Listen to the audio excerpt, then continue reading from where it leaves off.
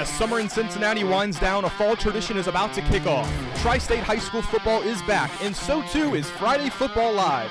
We will bring you all the exciting red zone action from Greater Cincinnati, Northern Kentucky, and Southeast Indiana. Hello everyone, I'm Ben Burdett, and I'm reporting at Anderson High School as one state runner-up from Kentucky takes on a state runner-up from Ohio as Cooper battles Anderson. Our Gracie Kopfers across the river as two Indiana powerhouses, East Central and Lawrenceburg, hook up. Andy Edwards will be out covering Northern Kentucky, Brett McQuillan will be out at the pit, at Elder covering the GCL Conference, and Evelyn Wackler will be at our Tri-State Media Center tracking tonight's top performers. Now let's send it back to Matt Sexton at our Friday Football Live Command Center at Northern Kentucky University for tonight's Red Zone action. And welcome to the studios here at Northern Kentucky University. It's Friday Football Live once again. Season number 4, we are back here at the studios at Griffin Hall, Northern High School football coverage in the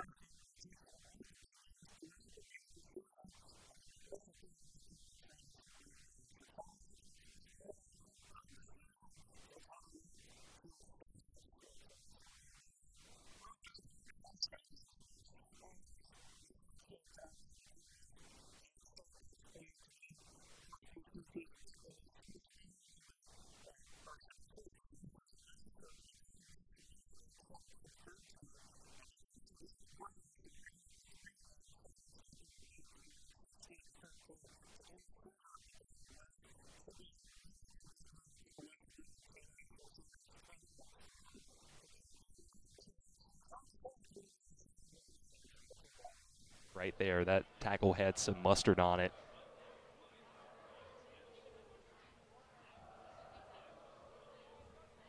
Both teams receiving the play call right now.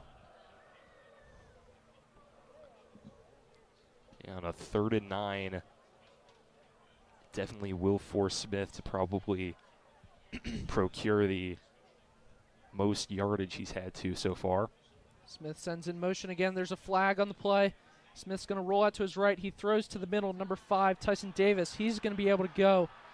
And tackle's going to be made by number 4, Jackson Hendon. There is a flag on both sides of the field, so we're going to see what this is. Looks like it's going to be on the offense, so this ball will be coming back.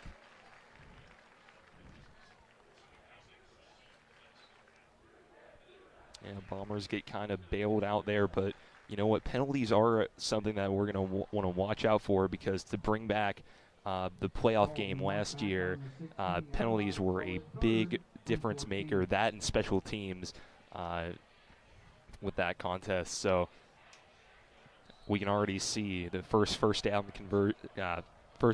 down conversion, no dice for flag. Coach Bolden's probably not happy about that. Yeah, and Smith showing a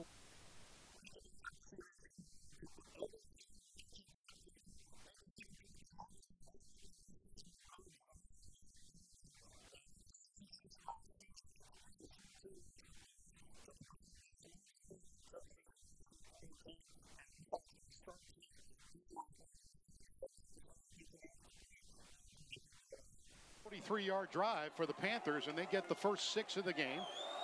Ray will look to add this extra point. 7:25 to go. Panthers looking to add it a 7-0 lead here. And they get ready for the snap. And now Ray with the right foot is up. And it's good. So it's 7:25 to go in the opening quarter. Elder scores. They lead it 7-0. And we'll take a timeout on the Prep Sports Radio Network.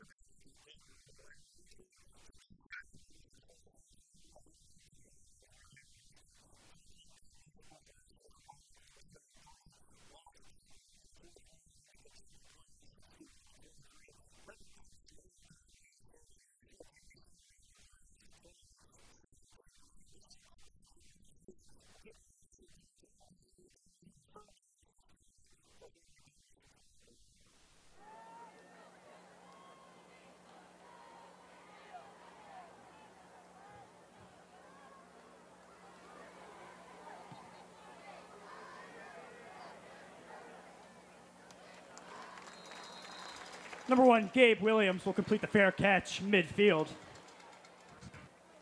This is now first down, Highlands.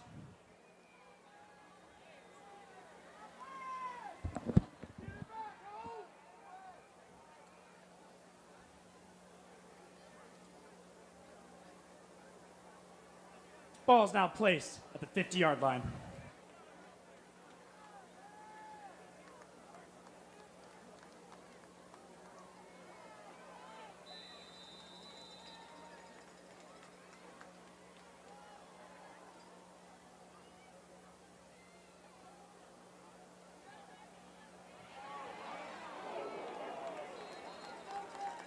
Aiden Duncan on the carry up the middle. There'll be a gain of 2 on the play, making it 2nd and 8. Correct me. There's a gain of 3 on the play, making it 2nd and 7. He'll be brought down by number 3, Sion Khan. It is 2nd and 7 at the Broncos 47.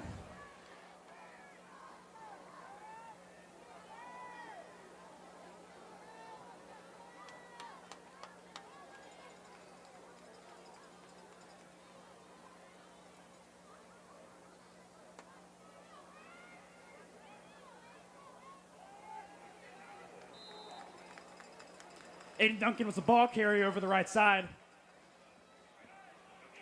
There's no gain on the play, making it 3rd and 7 for the Birds on the 47-yard line.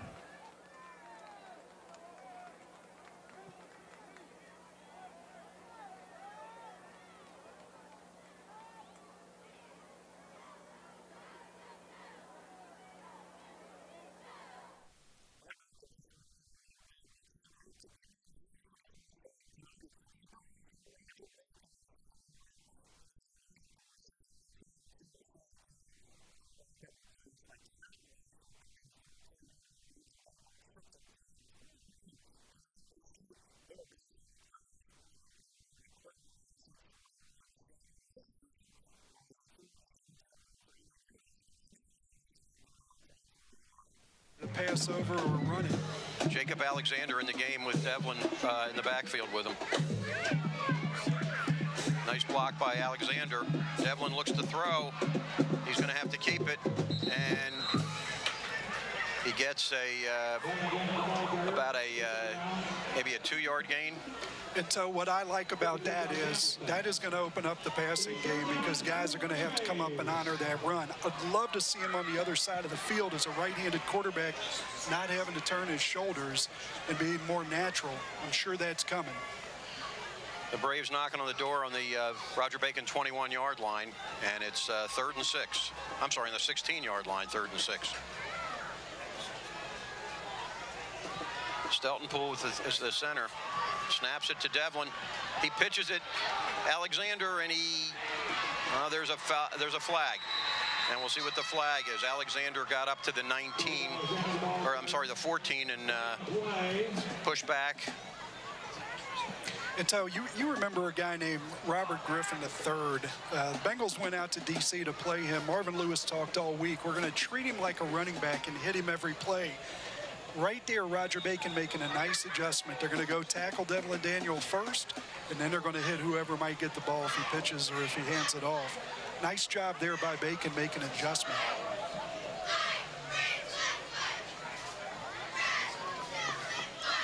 The Braves are penalized. We'll see how.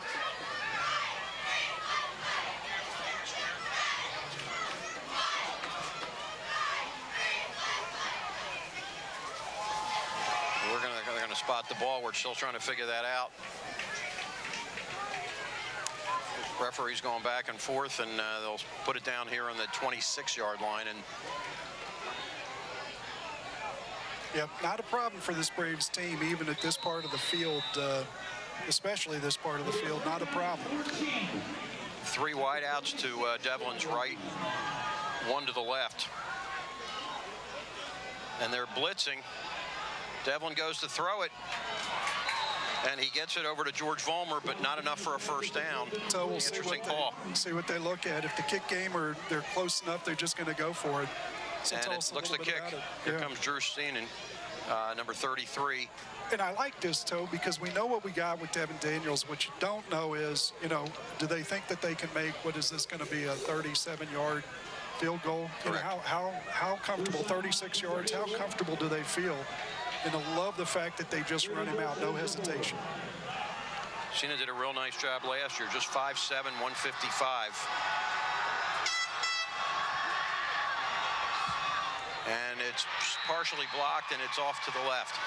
And so this is a team that, you think back to Nick Heidel and Luke Lundberg and all the guys that they've had that have done such a good job kicking extra points.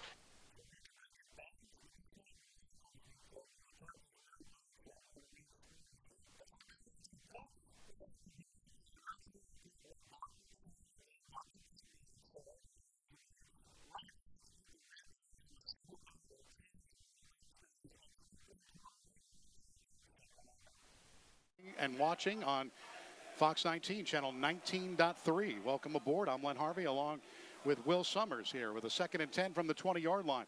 4:28 left. And now Eastep going to run it again inside the 20 to the 15. He spins to the 10 to the 5, and he's out of bounds right about in front of the 5-yard line. Well, and that quarterback draw play works so well especially against undisciplined teams.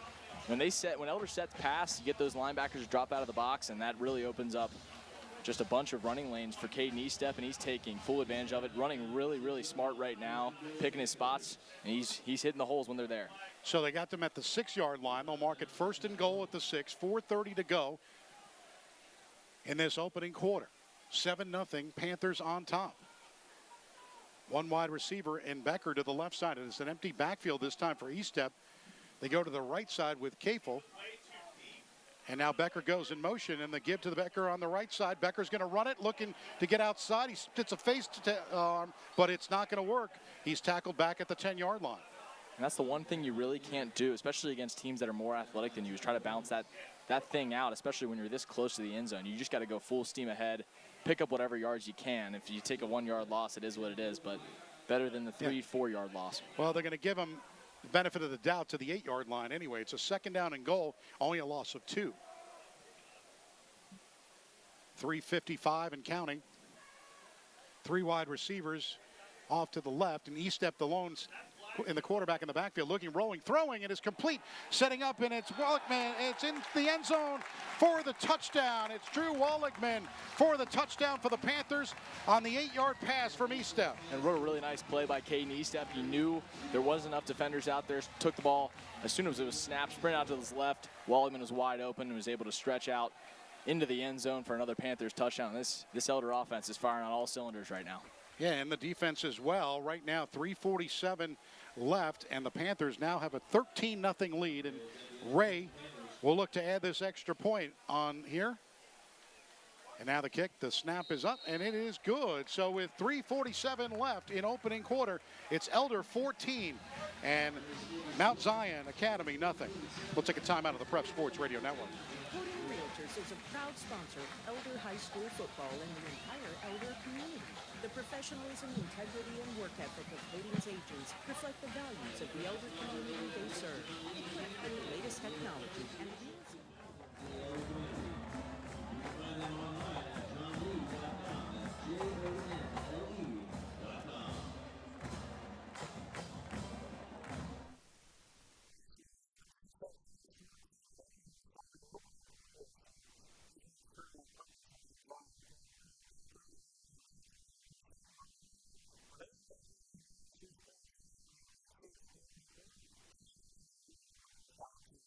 and up for 2.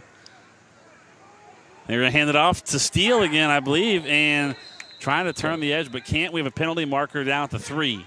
I think someone jumped off sides for St. Bernard. I love how Pat always asks him, have you ever given a kicker a hard time? How do you – and undoubtedly it's always, oh, yeah, you always blame the kicker, and they're the ones that seem to always – put the football in someone's face in the crowd watching.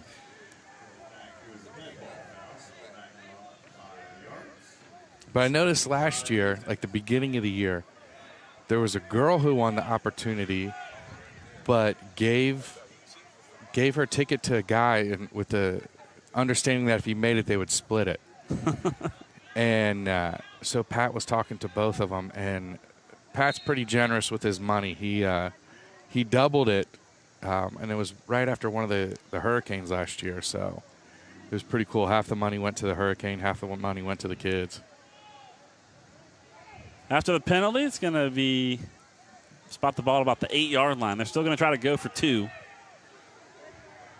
See what Kyle Hogan and his crew draw up. Botch snap, and Kennedy's going to roll out to his left, and nothing's doing. So Mr. Whitaker. It's going to be 6-0 Titans with 1:18 left to play in the opening.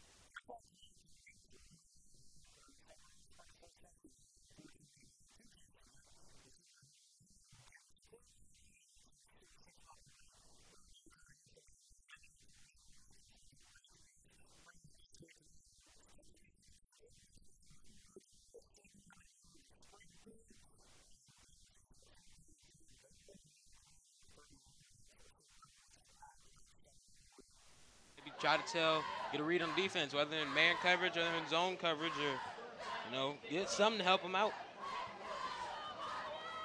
Number 4 comes in, Tramel Cole. Tramel Cole in it running back.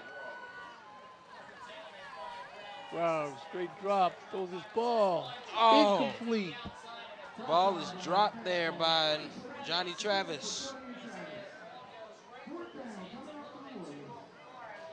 So it's going to be 4th and 5. I saw a little bit of that in warm-ups. But actually, that same outside route, I saw a couple drops by a lot of receivers, including Johnny Travis, and looks like it unfortunately translated to the game. He needs to get that under control if the Warriors want to win this game.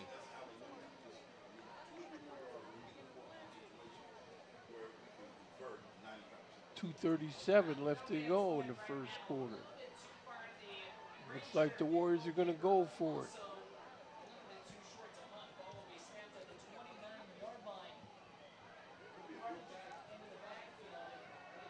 He's going to be Oh, no! By the Wildcats. That ball snatched out by the Warrior defense. But it looks like they're going to keep it in the possession of Springfield. Man, what a just misread there by the quarterback, Bryshon Brown. Yeah, he had pressure on him, though. He knew he had to get rid of that or he was going to take a hit. Very nice play by Taj Powell, though, as he read the quarterback's eyes and just took that ball away. Yeah, going to Wettenwoods, I'm not too happy about that play. People can see my reaction to that play. So the Warrior defense back on.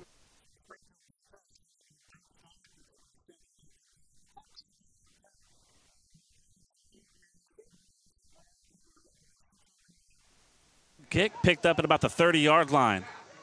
Breaking through tackles, out to the outside. He's off to the races. Down the far sideline. And finally, still on his feet, and he is going to take it all the way to the house for the North College Hill touchdown. Javion Allen's tied the game. That's how you respond. That's how you respond. So Javion Allen with like a 70-yard touchdown run. And just like that, we're tied again. We'll see if North College Hill tries to kick the extra point, or if they go for 2. Definitely going to bring that into play tonight. Done some games before where the 2-point conversion came back to haunt the other team, or they missed a field goal. I did a game one year, Edgewood, Mount Healthy. Final score was 21-20. Oh, because they missed the extra point. So just like that, we were wondering where the offense was going to come. And both teams scoring quick. So Trojans will line up for 2. Do you feel like you see the 2-point conversion more at in the lower divisions? Because if this was a Division I game, they're definitely kicking the extra point. Right, I think it also helps when those. He's going to roll to the outside and walk in for the 2-point conversion. Nice. So A.J. Carr makes it 8-6 Trojans with 1:03 left to play in our opening quarter. Yeah, I think the bigger schools get to get the benefit of pulling kids from the soccer team. That sometimes helps with the kicking situation. Obviously, it's a completely different ball that they're kicking, but I've been on the good end of a soccer player kicking for you, and I've been on the bad end of a soccer player kicking for you. So, they only get really maybe half hour really throughout the week, because with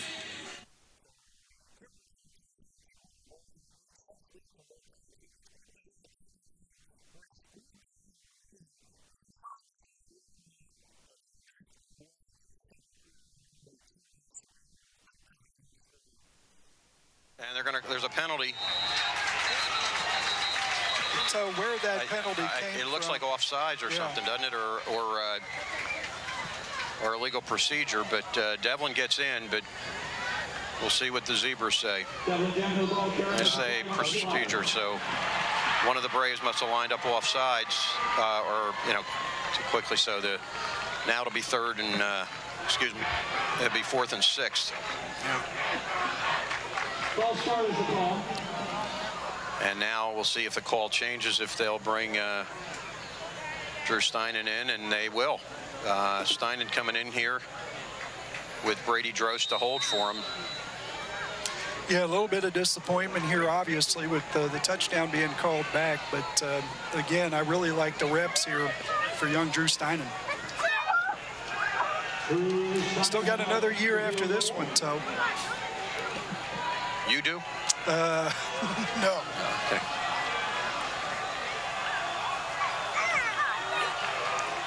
Drost puts it down, and the kick is good.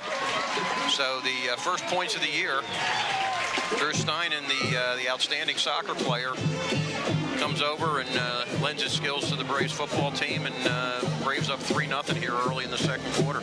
Yeah, this Braves team, good to see a drive that was sustained, keeping control of the football for a little bit of time, because so you have to think with this experienced offensive line, with an experienced quarterback and a good run game, this Bacon team is going to put some points up on the board at some point. Mentioned Brady Drost with the hold there. Drost, an outstanding athlete, plays basketball, and baseball, and as well as football. A man for all seasons. And so, looking at last year you mentioned Bacon at 6-4, and the Braves finished up 7-3. Braves were the 9 seed in Region 16, and Roger Bacon was the 16. Changes this year. Only 12 teams from each region will make it to the playoffs. The first 4 will get a bye, and it'll shorten things up a little bit, but both these teams, I think, look poised to make it. Long season, but looking at all the teams, there's some great teams in Region 16. Clinton, Massey, Wyoming, Valley View, CHCA. And Taylor's going to be really good this year, even though they've lost a couple guys. Seenan kicks it off, and there's a whistle, and they're going to call offsides on the Braves. Wow. Well, you look at the call that cost the touchdown, and then you look at this one, and I think John Rodenberg, looking on the sidelines, it ain't going to be long before they're going to hear about it. And I'm sure as they go into the locker room at the half, they're going to hear about it. Yeah, it cost them a touchdown. Now it's going to cost 5 yards. And number 33, Drew Seenan, will be now kicking off from the 35. Some other great.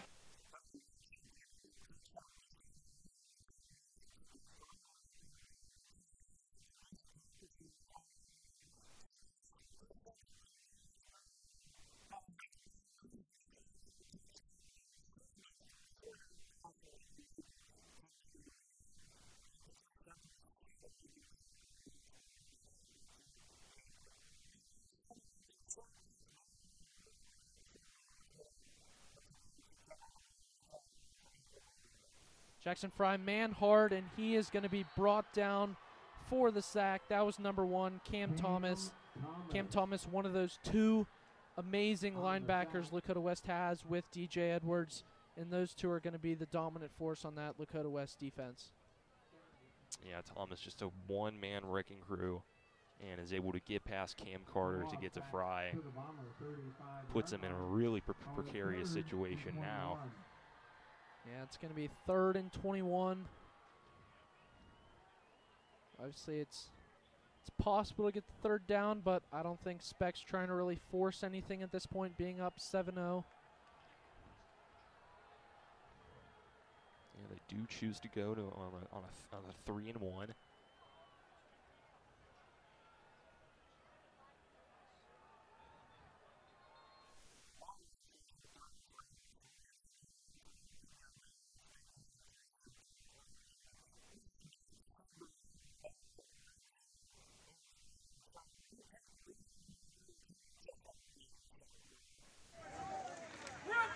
They get coddled in practice all week. You can't touch them, all that stuff. And it's like, should this guy be playing soccer or something? And then see him come out and drop the shoulder, run someone over. It's like, oh, yeah. Hands it off to number 5, DJ Steele. Trojan helmet comes flying off. He'll have to come out. That was Kevontae Whitaker, one of the players in on the tackle for the Trojans. Cornelius Spiller there, the linebacker losing his helmet. He filled that gap right quick and in a hurry, and that's what you need from your backers, especially inside the red zone.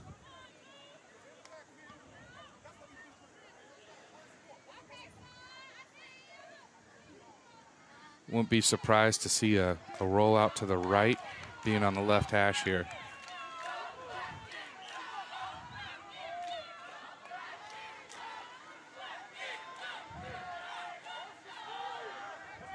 See what Kyle Hogan draws up. 3rd and 4.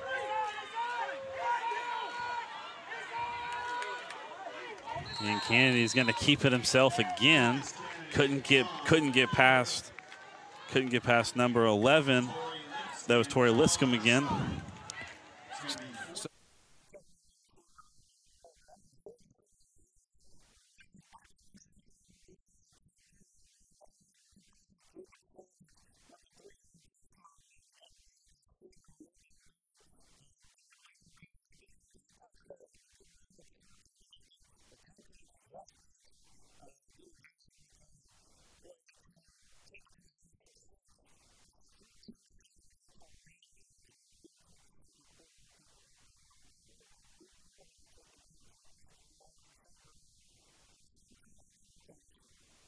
Springboro on top of the Comets, 7-0 in that opener. Of course, now with the GMC, you play everybody in your conference. Used to not.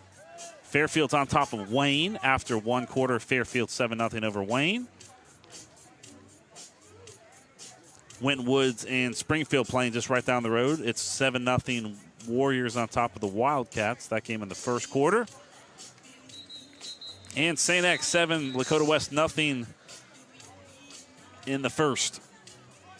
Really interested to see how Fairfield does this season, especially with losing with Coach Krause retiring after, I think he had 20 years in coaching. 4th and 2. They're going to line up for it. Candy's going to get the pile push forward, and he's down to about the 3-yard line. Yeah, so Krause retires. Justin Rhodes from Oak Hills goes to Fairfield. And then the new Oak Hills coach, I can't think of his name off the top of my head, he had previous coaching experience with the Highlanders. Yeah, Coach Krause kind of retired a little late into the calendar for what you'd like, I think, as an athletic director, to be able to go out and find a head coach.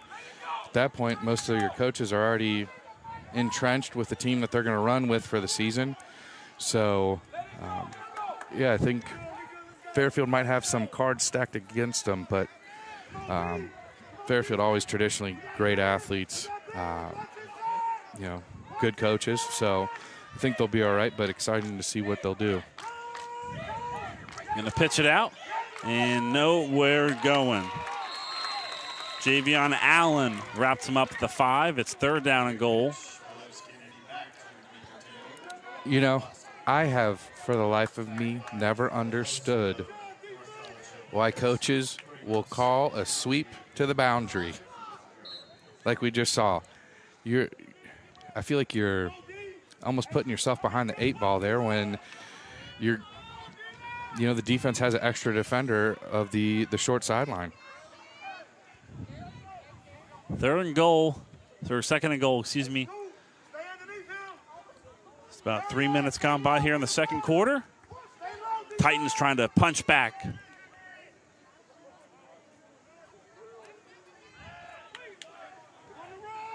Play clock winding down. Kennedy's going to keep it himself, and nowhere going. Darion New, the senior nose tackle for North College Hill right there, making that play. As an offensive coordinator, you hate it when the other team has a nose tackle that is big and can get leverage on your center and push him back. You know, it affects everything from the run game to the pass game. Quarterbacks hate pressure from the middle of the pocket. So, you know, North College Hill obviously has a player there in Mr. New.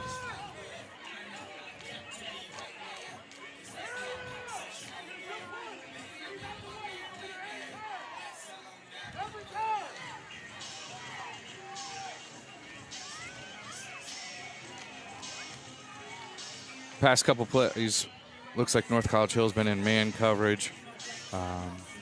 So I would think from the offensive side of things for St. Bernard, going to be looking for some pick routes, some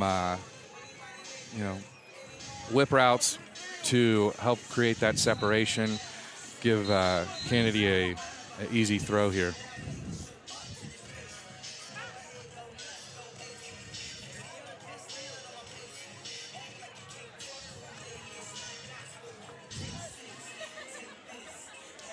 Third and goal.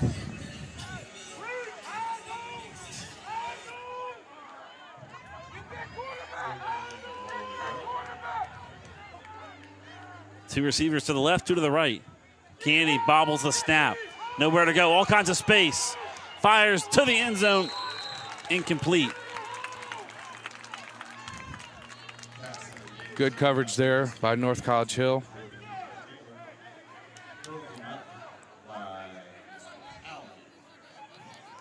It's always hard. You know, everybody thinks getting in the red zone is going to be easy. You know, you're somewhere 20 yards and in to the goal line. But what people don't always take into consideration is you only have 10 yards of end zone to work with. And now your windows are tighter.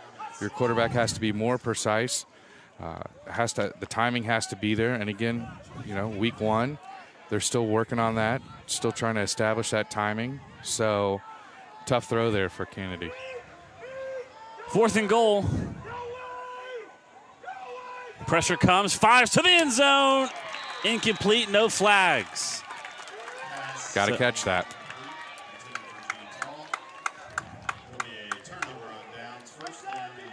Feel like that's one that he's gonna wish he had back.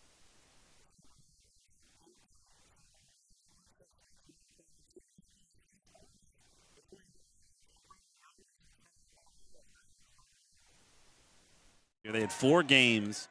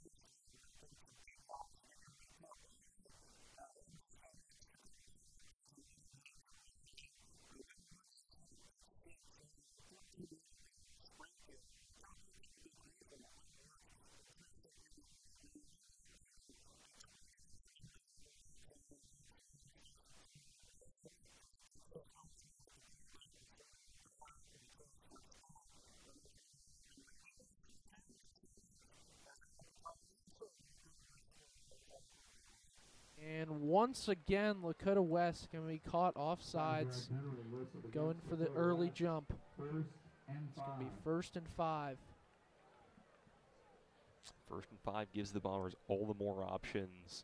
I would say the more chances they have to get comfortable with some passing is the better. They've got 351, so you might not see some of that come out yet, but it's definitely something they have in their back pocket, and all the more accessible with a 5-yard penalty. Yeah, it's going to be Fry under center, Stegbauer directly behind him. And looks like we are going to have a false start here. I believe they're going to get Cam Carter there. Illegal procedure, whistle against the Bombers. Ball moves back 5 yards, 1st and 10. So after that offsides, Bombers with a penalty, it's going to be back to 1st and 10.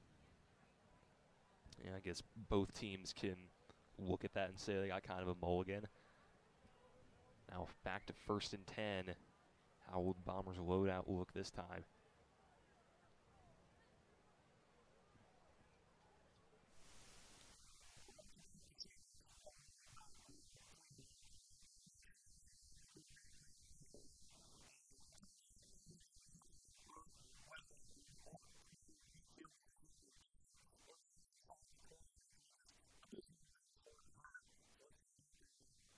Walpole to the left side. And now to the right, it's the give. It's Talon. Talon inside the 15 to the 10 to the 7-yard line. A gain of 7 and a 1st down for the Panthers. See where they mark it, but that should be a 1st down. The offense continues to chug right along, and it looks like they're going to give them a 1st down, 1st and goal. And the way Elder's offense moving right now, won't be surprised to see them in the end zone soon. 1st and goal from the 6-yard line. Walpole to the right side. Now the give again to Talon. Talon runs to the right, now spins to the left, and gets inside the 5 to the 3-yard line. So it'll be a 2nd down and goal coming up from the 3. And this really, for Elder, is just you just have to execute. As long as you execute your plays the way you know how to do it, you'll score. 2nd down and goal from the 3. The give to Talon again. Talon gets to about the 1-yard line there. Shop online or shop in person with Joseph Chevy. We can help you get into a great ride at a great price. Find us at Colerain Avenue or josephchevrolet.com. 4:25 left, and they're going to get a timeout on the field with number 51 is down. That is Marquise Purvis, the defensive lineman. He's a senior, 6'3", 300 pounds, and he is down. Hopefully he's okay. I think he's just flat out.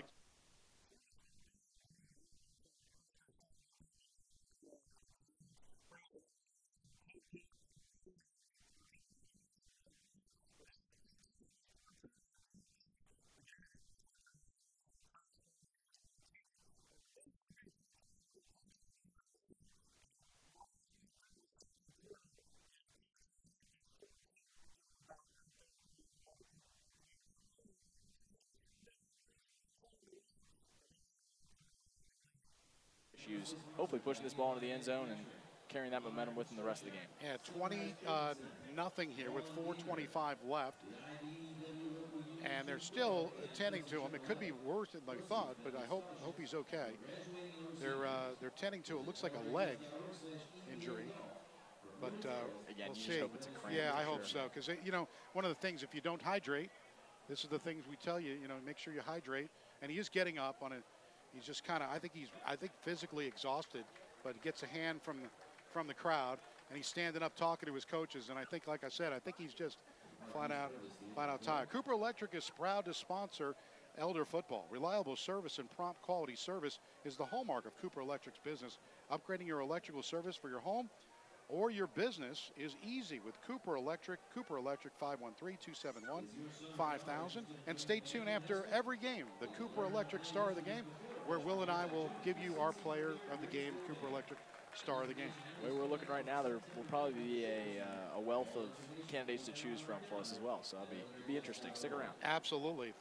So we're setting up here with 4:25 left, and they're still kind of waiting and getting them off the field. But the Panthers will have a 3rd and goal at the 1-yard line. Talon has done a good job in place of Becker. We hope Becker is going to be okay. If you've seen anything update there, we'll keep you updated once we do get it. 3rd and 1. Now number 75's got to go back to the bench. came in and it's like, wait a minute, we got too many people on the field. Ruth is going to line up as a wide receiver to the left side. Talon in the backfield with E-step to his left side. And Talon's going to run into the end zone. Looks like he got in. It's a touchdown for the Panthers. Talon's second touchdown of the game. And with 4:12 left in the second quarter, it's 26-0 Panthers. What a really nice run by Talon. And looks like it was going to get stalemate at the line of scrimmage, but he was able to fight with that little extra effort towards the end. Reached the ball in. He was able to score. And Elder really in business right now, and if they can add another score before the end of the half, that'd be even better. Well, they missed the last extra point, so the Panthers have made a change. And it looks like Tyler Holman is now going to kick the extra point. And the kick is good. With 4:12 to go in the second quarter, it's Elder 27 and Mount Zion Academy nothing. Will take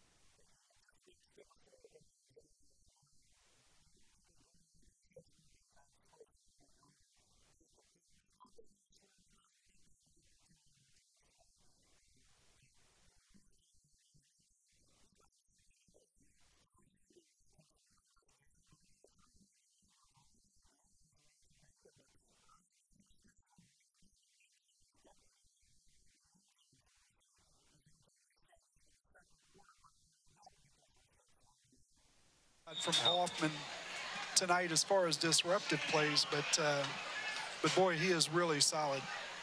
What's going Middle on? of that defense.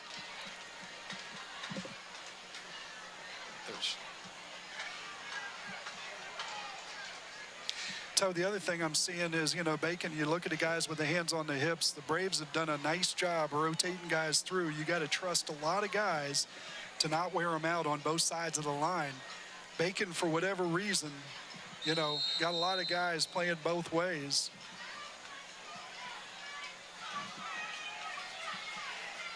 Here comes a blitz. Oh, Daniel pulls back, and there's nothing there. He gets rid of it. Just mentioned Hoffman and not a lot of disruption yet, and there you go. Be careful what you ask for. Great job there, Max Hoffman. Yep. Last year, a first-team MVC player. He played a lot of football and did a nice job getting in there and staying solid on the, it's kind of like in basketball on a closeout, just staying balanced. Ladies Didn't and allow gentlemen, Devlin Daniel to please shake direct it. your attention to the field as our Hoffman's Highlands one of the band co-captains team for Roger will be Bacon performing. tonight, along with 66 Coleman, 24 the running back Mitchell, and Bubba Smart. And Mitchell out on the edge here on this defense. Again, these Bacon players, a lot of guys going both ways. Oy, and it's intercepted. He tried to get it in there to Ben Sichel, and didn't quite get through the window there. So Roger Bacon has dodged a bullet. They have absolutely dodged a bullet here. They got the goal line situation where Indian Hill settles for a field goal. We have a missed field goal on the other side, which was a long one. And then we've got this situation with the turnover right before the half. This game could be a lot different. Be interesting to see what Bacon decides to do here with just 2 minutes left in the half. See how thankful they are, or are they greedy? Bacon with 2 timeouts left here in this half. The Braves with all 3 of theirs. Smart takes the snap, and a beautiful pass. Did he catch it? No, he didn't. But how about that? How about that arm angle? Yeah. Holy smokes! That's guy that's played some football.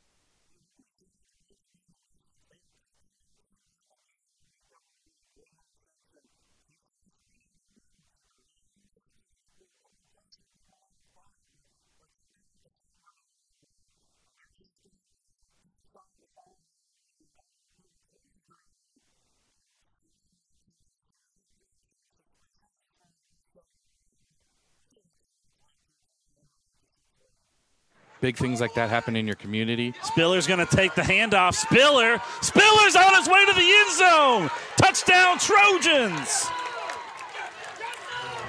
Nice run there by the Trojans. Cornelius Spiller takes it all the way to the house. The senior running back stretches the Trojans' lead. Started left, went right. Yeah, He's a heck of a running back. The lineup for two.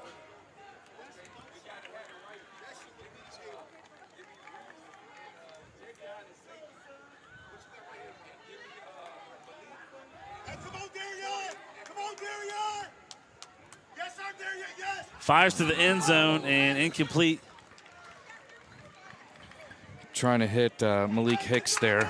So it remains a one-possession game. And, you know, in looking through these rosters, if you say Hicks, you're probably going to be right more times than not. And you can just make a general statement. I think there's 3 or 4 different kids from both teams with the last name Hicks.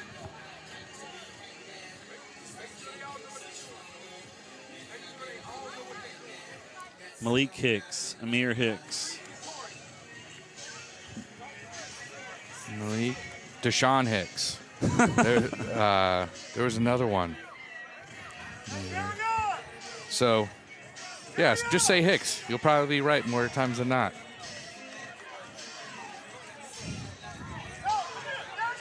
And you were talking about next week's game is a close one. The first round of the playoffs for the Titans last year, they had to go down to Portsmouth, Ohio. And Coach Hogan mentioned it, you know, it's one of the big downfalls of playing in one of these smaller divisions is that there's not a lot of other smaller schools, so you end up traveling a large amount of miles to get to your game. That's why one of their goals is to finish in the top 4 so they can get those home field playoff.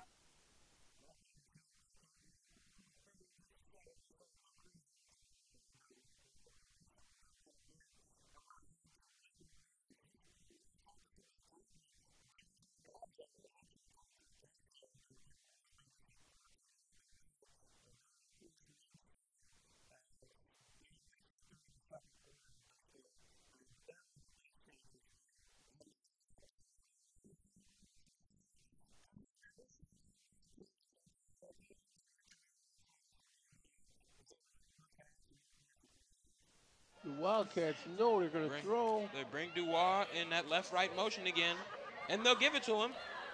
Finds a little hole, gets through, juking people, and flag on the play. Go back, more than likely. Of course it's coming back. And these refs,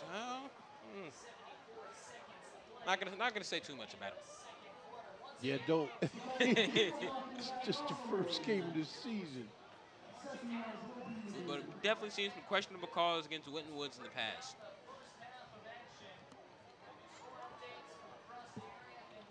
Yeah, that is a block in the back by Terrell Burton, number 18. Senior receiver. Got to be smarter. If you see the number, don't block.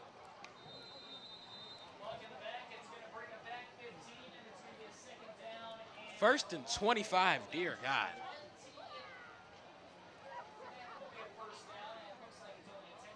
Yeah, first and 25, they will throw the ball deep.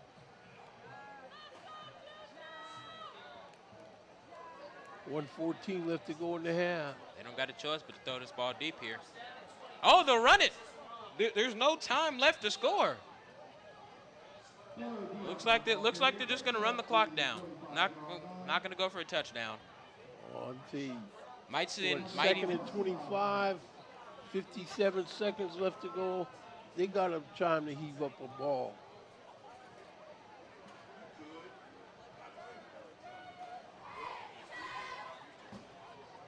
Yeah, they got timeouts left. And might see a knee here. You never know. Or they might try to go deep. Clock down to 34 seconds and a half. More motion. And they'll run it again. Off. Jamel Cole finds a little bit of room there. Make it from close to a first down yardage. 19 seconds left in the half. Are they going to call it?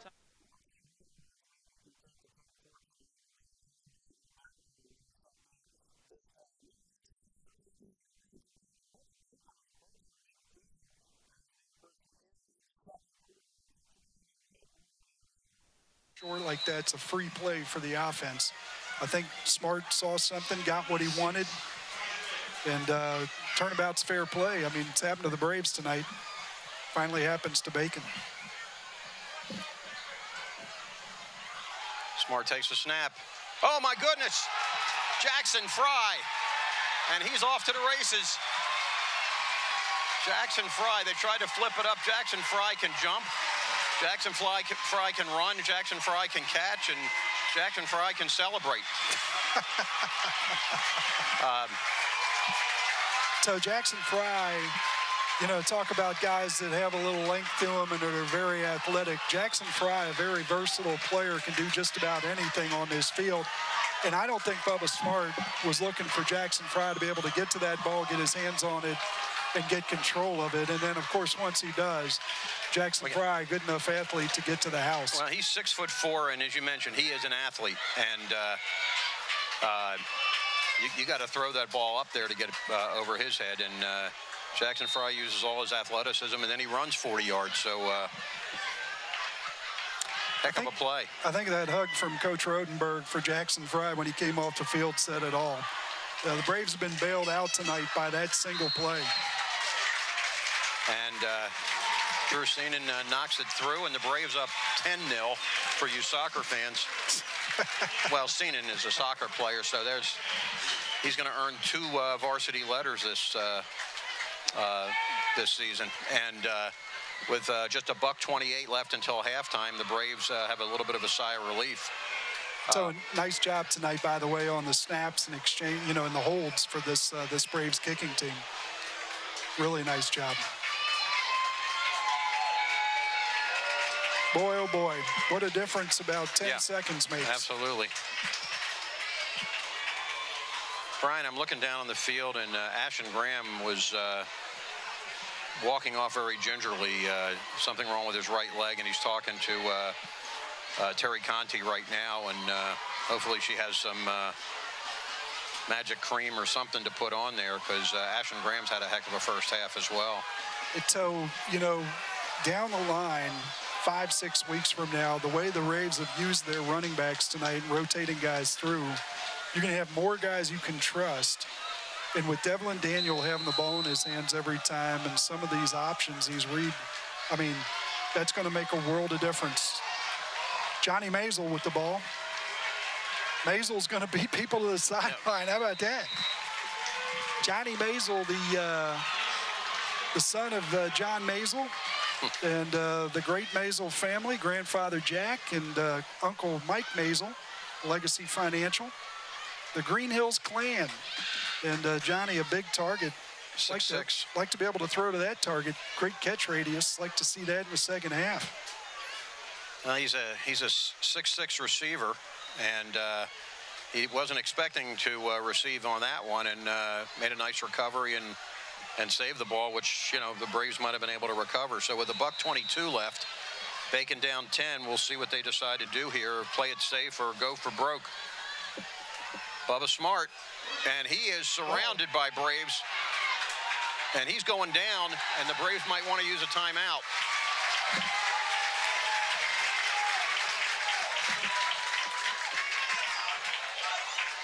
So there is a time to throw it at somebody's feet, and that was that time. Well, why the hurrying to the line? Braves are going to have to call timeout. Yeah, Braves got a chance to get this ball back for a long field goal try or better. That was a 20-yard loss. Yeah. And I think we use it once every couple of weeks during the high school football season. That was a Fran Tarkenton moment. But I wonder why Roger Bacon was hurrying to the line. Maybe to force the Braves to call time, but they were rushing to the line and wanted to get off a play, and you would think at this point they would just want to kill clock. 2nd and 30. Braves with just 1 timeout remaining, Bacon with 2. And this halftime can't come fast enough for Roger Bacon. I mean, the last couple of minutes just disastrous after a closely contested first few, couple quarters. But you never know, Toe. Things change quickly. Yeah. lose contain. Guy gets outside. Smart gets him the ball. Well, they've got 3 wide here to the bottom of the screen. And Smart is back to throw. And he will throw it out of bounds. Good decision. And that'll stop the clock. And the Braves with a timeout left will have a, hopefully they can stop him here, have a chance at maybe another quick offensive series. So just too many defensive backs down there, and really nothing available down the field right now. And Bacon's going to have a chance, though, at this half to talk about it. If they can keep it 10 points, it's not, you know, not the end of the world right now. Just don't make it worse if you're Roger Bacon. 3rd and 30 on their own 13, and they're going to hand it off. And Mitchell is down. The Braves will call timeout, and with 36 seconds left until halftime, 4th and 22. And so the thing that really worries you as Roger Bacon right now is the way that the punt game has been tonight. You've had one blocked already. You've had to rush. You don't have a real strong snap situation. You got an experienced punter back there, but, you know, Braves look to have a short field. I guess Coach Rodenberg has a choice here. They can go after the punt if they want. With 36 seconds left.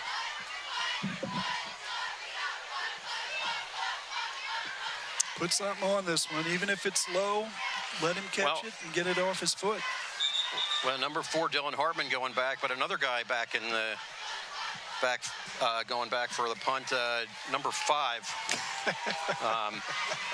I think he's at halftime. He'll be selling soft drinks and Gatorade and popcorn. Well, you know, it's kind of interesting. It suggests a sense of urgency that that Coach Rodenberg is feeling right now. Devlin up top on the 49-yard line, and Hartman right behind him.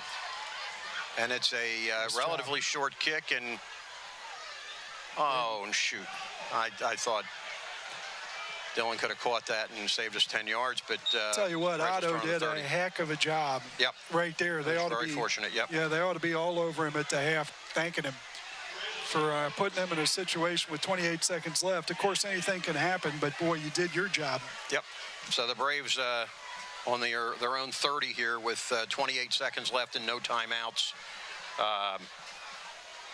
We'll see if they just take a knee and go into the locker room or try some razzle-dazzle. Well, the one thing I would say is, you know, if you've got Devlin Daniel and you're able to get outside and get into some space, see what happens, you never know. You just never know. I don't think they'll be putting, well, I shouldn't say that. I'm not going to say it. No.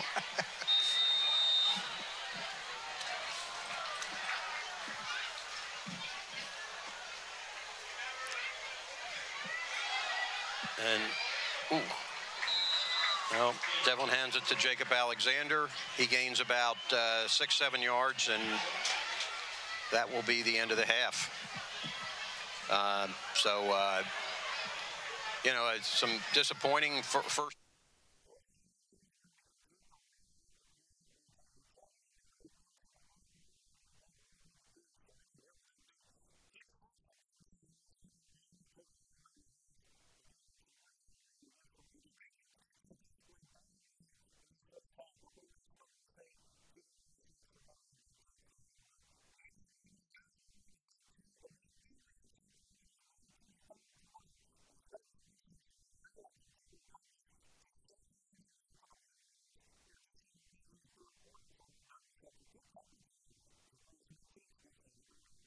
Third down, Highlands.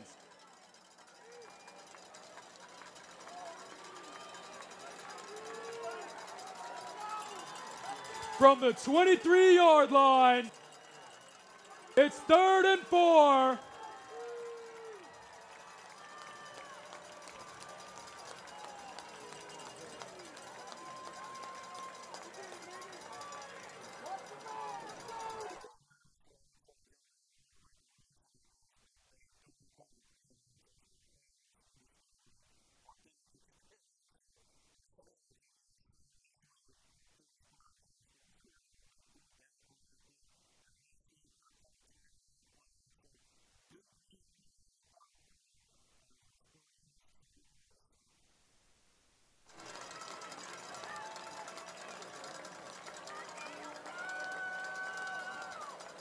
Frederick Douglass will keep the offense on the field.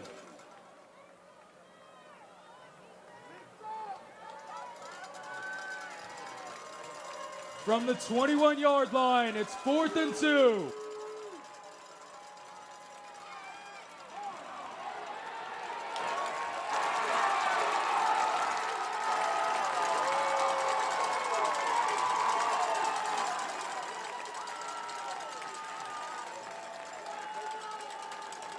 Frederick Douglass has turned the football over on downs. First down, Highlands.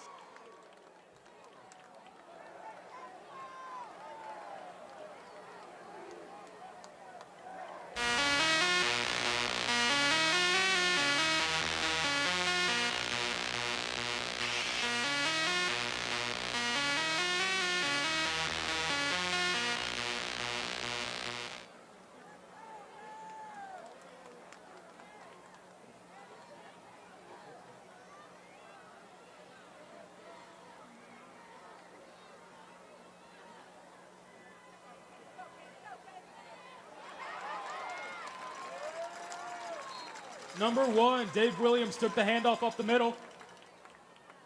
Gain of 8 on the play. It'll be 2nd and 2 at the 28.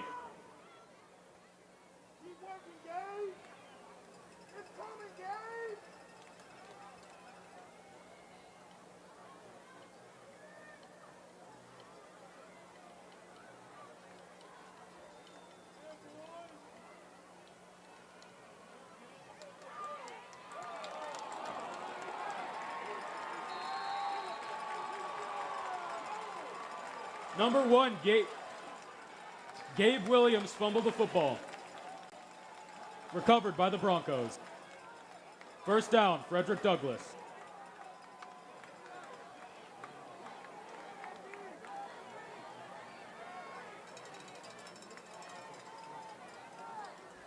It'll be 1st and 10, Broncos at the 33.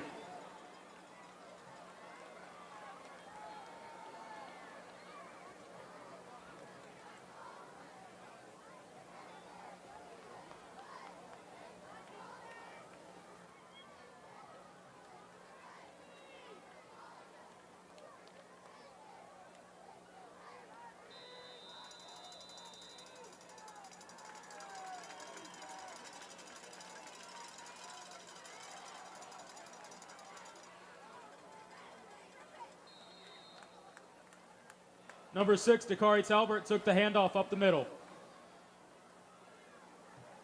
Wrapped up by the Bluebirds after a gain of 3. That'll be 2nd and 7 at the 30.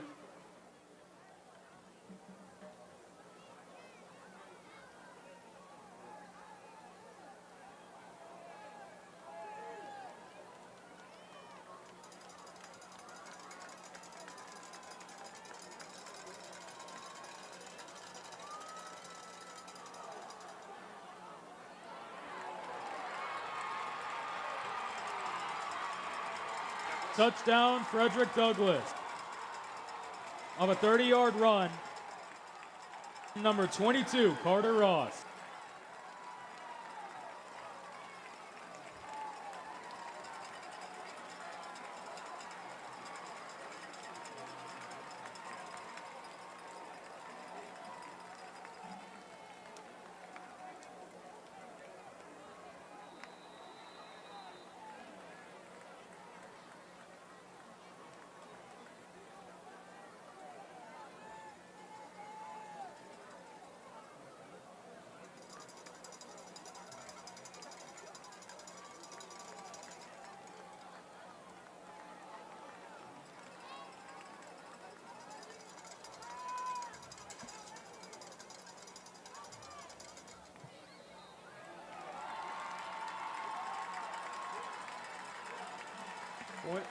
That's good for number 80, Ronriquez.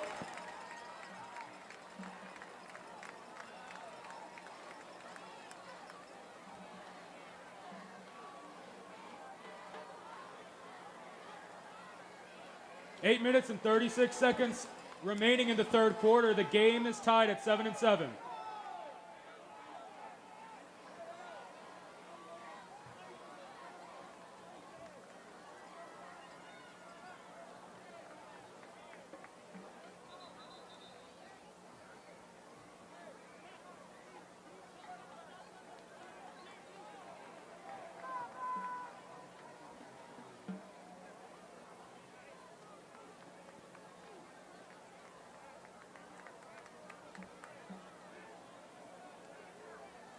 Number 80, Ronricus Barber, will kick the ball away at the 40-yard line.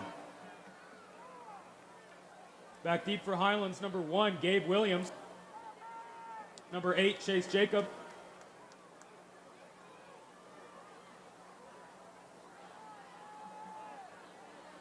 And number 23, Andrew Lucas.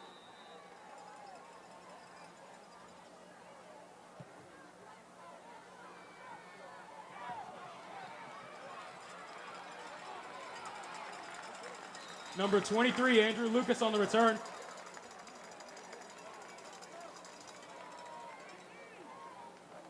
Number 16, Thurman Wade made the special teams tackle. It'll be 1st and 10 Highlands after a return of 19 yards. The line of scrimmage will be the 34.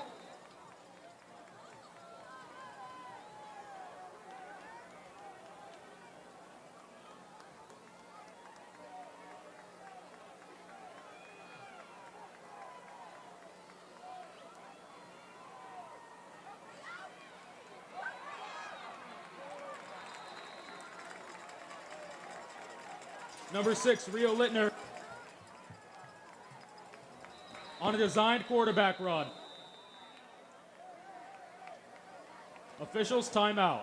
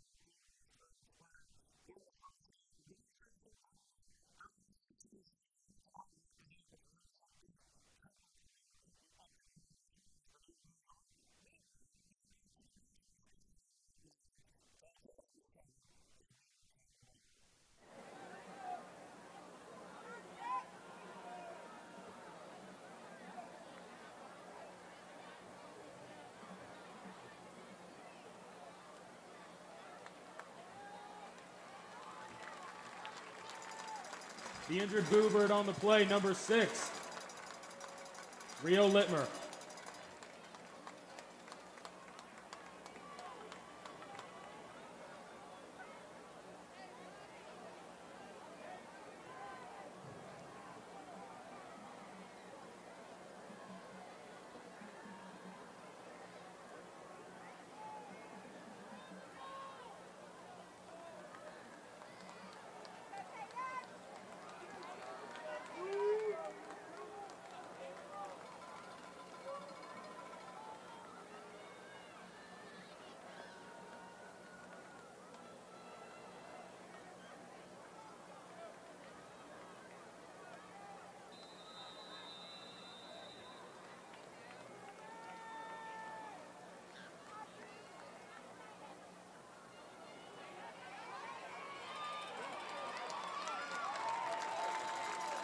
Peyton Lorenzen, 1st down Highlands. There's a penalty marker down.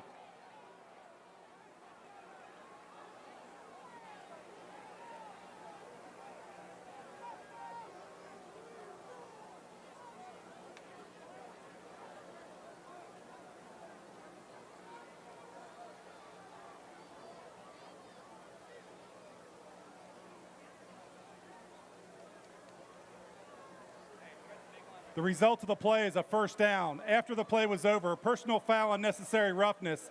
Highlands, number 66. That 15-yard penalty will be enforced. It's first down, Highlands.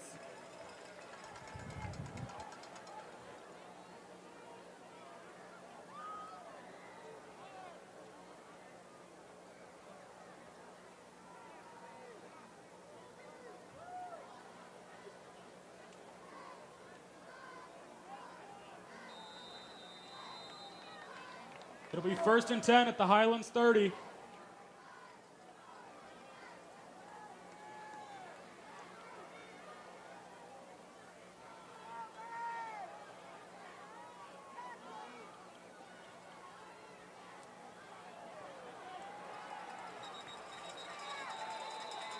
Number 2, Taden Lorenzen at the design run. 22. There's a flag on the play.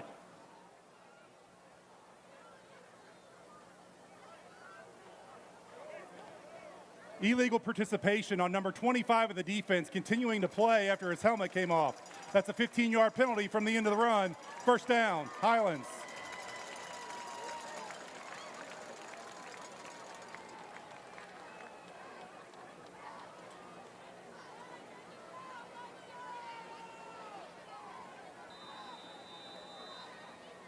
It'll be 1st and 10, Highlands at the 44.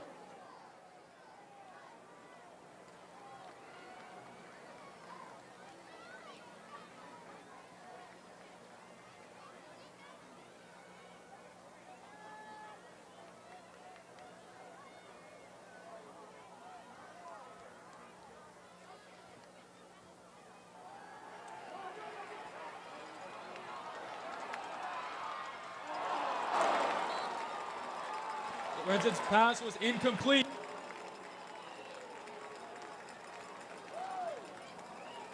Intended for John Feldberg.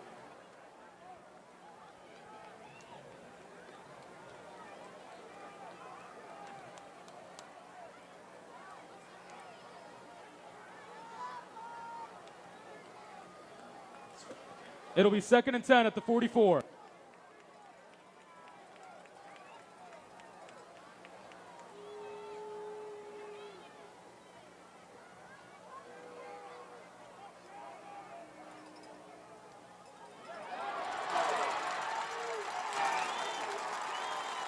Gabe Williams, first down, Highlands.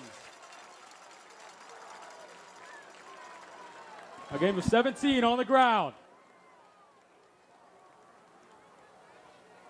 Back in, quarterback number 6, Rio Littmer. Oh.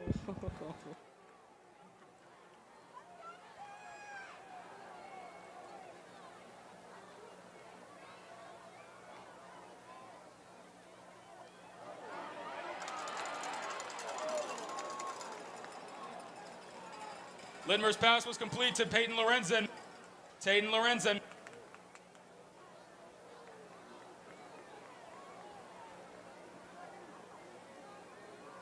There's a gain of 7 on the play, making it 2nd and 3 for the Birds.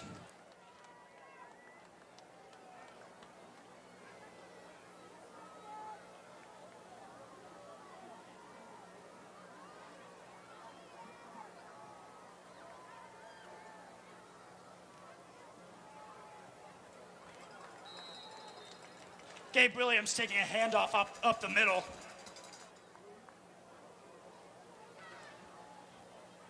He'll be close to first down yardage.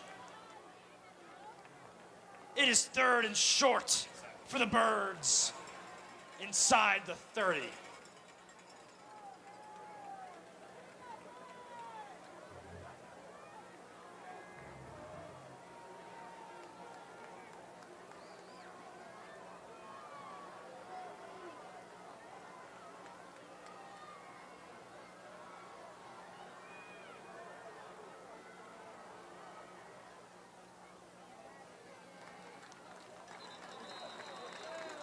Taden Lorenzen will take it up the middle and make it good for a first down, Highlands. ball will be placed on the 28-yard line. 1st and 10, Birds.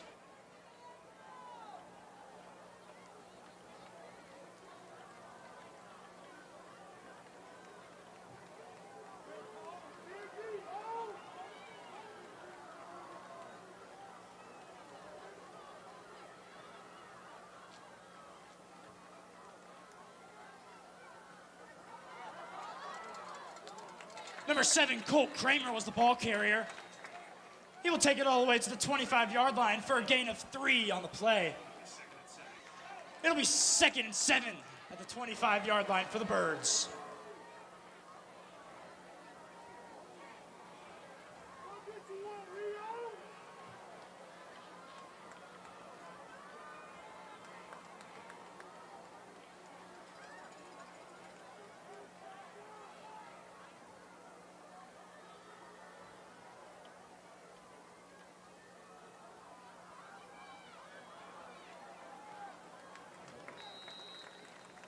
Number 7, Colt Kramer takes the handoff to the right. He'll be brought down by number 9, to Corey Fields. Kramer will take the ball all the way to the 22-yard line for a gain of 3 for the Birds, making it 3rd and 4.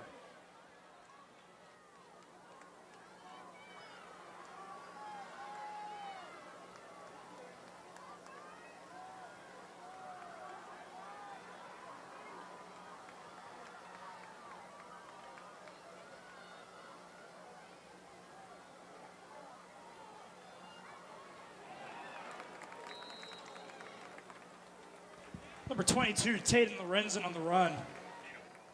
There's a gain of 1 in the play, making it 4th and 2 for the Birds.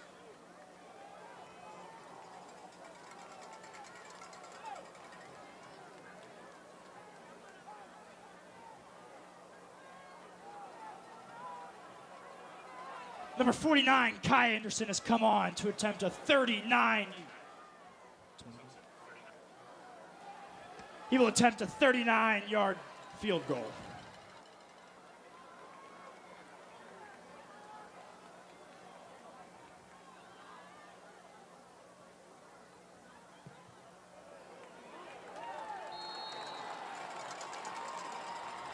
Anderson is no good wide right from 38 yards away. That'll keep the score tied 7-7. There's now 2:41 remaining in the 3rd quarter.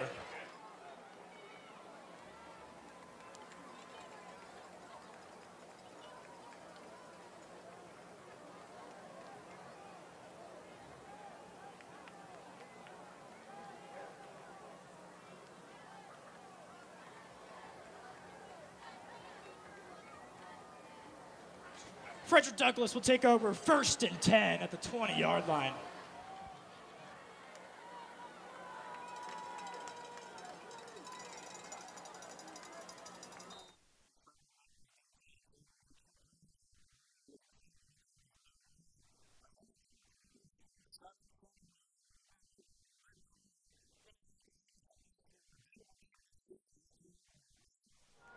It is halftime here at Anderson High School, and it's a tight one just as we expected between these two 2024 state runner-ups. Anderson currently leading at 8-3 at the half.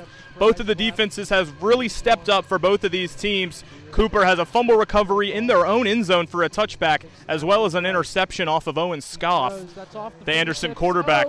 Cooper, Cam O'Hara, has been completely neutralized, it seems like. Anderson's defense has been unbelievable through the air, almost to the point where the Jaguars are abandoning the run. It has been a very, very heavy dose of Keegan Mayer, the running back, in the first half. Now, that's not a bad game plan giving it to Mayer every time, but when you got a gunslinger like O'Hara who put up the numbers he did last year, surely scratching your head a little bit as to why they're not trying the air a little bit more. Even they got the ball around midfield with 1:15 left in the first to try to put something on the board, the first half that is, and it was still handoffs to Keegan Mayer. He did get them down into field goal range where they would knock one through to get on the board, but it's definitely something to look for in the second half. Why is Cam O'Hara and this Cooper offense not throwing the football? It's what they do best, but you got to adapt in a game like this. Two really, really good teams. It's only a 5-point game. We'll see what's going to happen in the second half.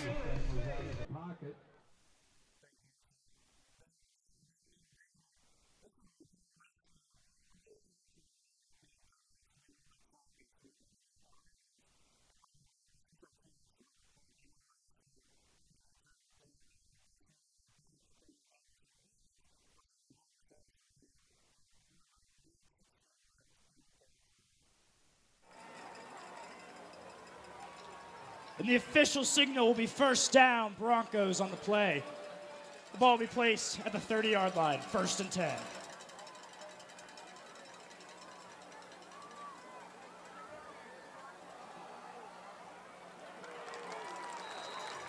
Number 6, Dakari Talbert, was brought down by number 15, Jack Price.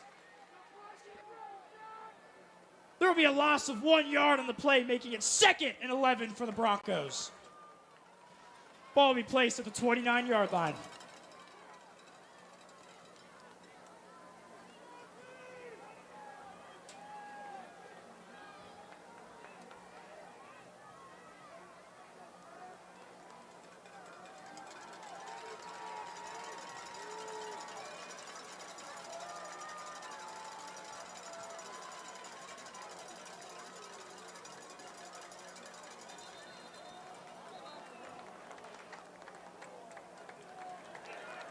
False start.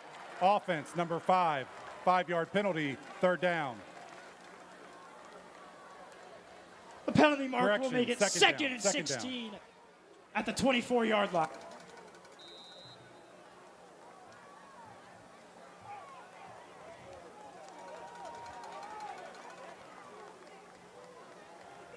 This is the end of the 3rd quarter.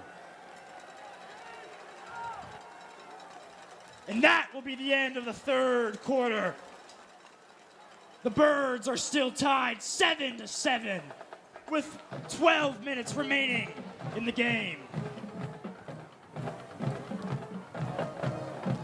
St. Elizabeth Healthcare is proud to be right here for athletes and schools in Northern Kentucky by providing high-quality care at convenient locations across Northern Kentucky and southeastern Indiana. That's why St. Elizabeth Edgewood has been ranked the #1 hospital in Kentucky by U.S.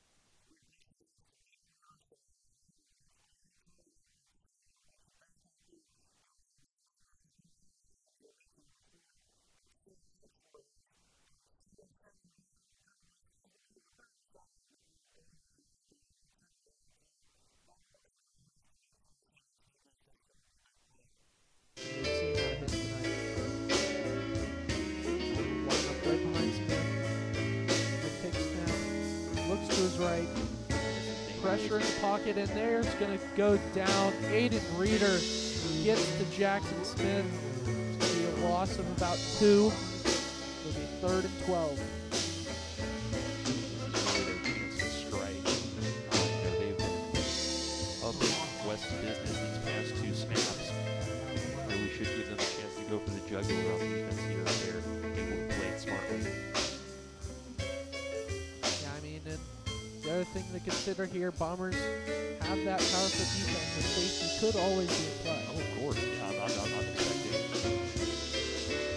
two safeties. Smith looks out to his right. Goes, and that's picked off by Braden Riley. Hey, maybe an interception's on the table, too. Braden Riley able to just snatch that one out of the air and puts the Bombers in excellent field position. You could not ask for a better turn of chance for the Bombers. Yeah, and Jaden Brodigan was the intended target there.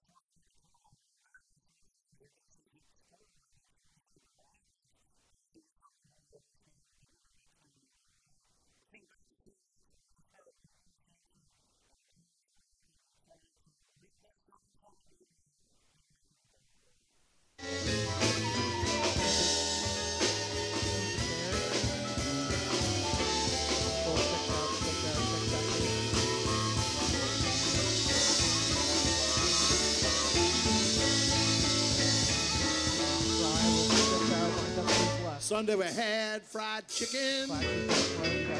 Monday, chicken wings. Tuesday, chicken frickin' C. Wednesday, chicken a la king. Rolls out to his right, scrambles around. Thursday we still going. had chicken dumplings. Looking, throws. Friday, Just chicken gonna be stew. long. And on Saturday we had Spencer scrambled Segar. eggs. Graham also You tried to know get in that's that one, but chicken too.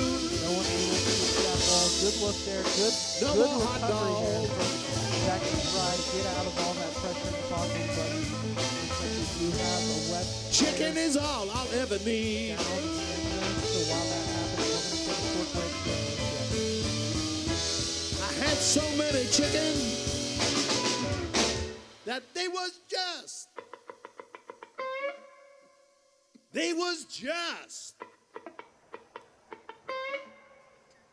just clucking all in my bones.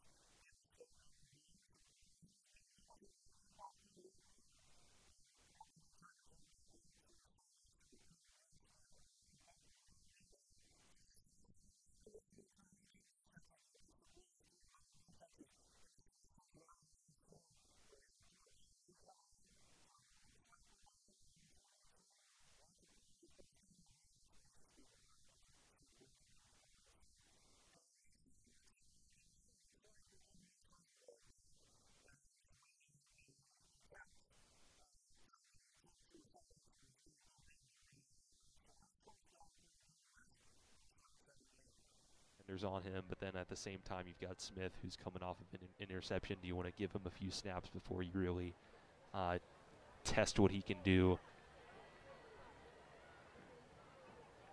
And looks like the officials were waiting for the scoreboard to be updated. Still said 4th and 10. But now it's going to be Smith. Takes the snap a little bit high. Hands it off to Norman. Norman rolls out to his left. Has lots of space. Kobe Clapper does a good job there, taking him down. Kenyon Norman on the end run. And looks like they are going to give him the first down. Picked up 11. Or it looks like the official on the other side is going to mark him just short, picking up 9. So it'll be 2nd and 1.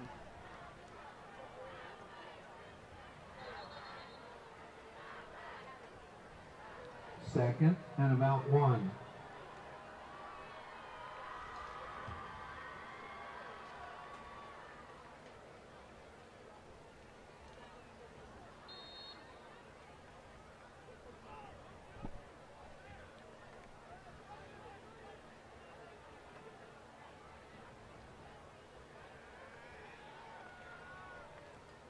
Hands it off to Norman again. Norman finding a gap through the middle, able to easily get the first down. He's going to pick up about 7 there. Norman was your ball carrier. Jackson and Kobe. Yeah, it seems like in terms of play calling, the Bombers are trying to come up big yet again with an interception, but that's leaving the door open for Norman. Yeah, I think Bombers now 2 runs in a row they've faced. Let Norman get a little bit on a hot streak, so got to be able to stop something here. Can't let him take it all the way down the field like we saw earlier that led to that first.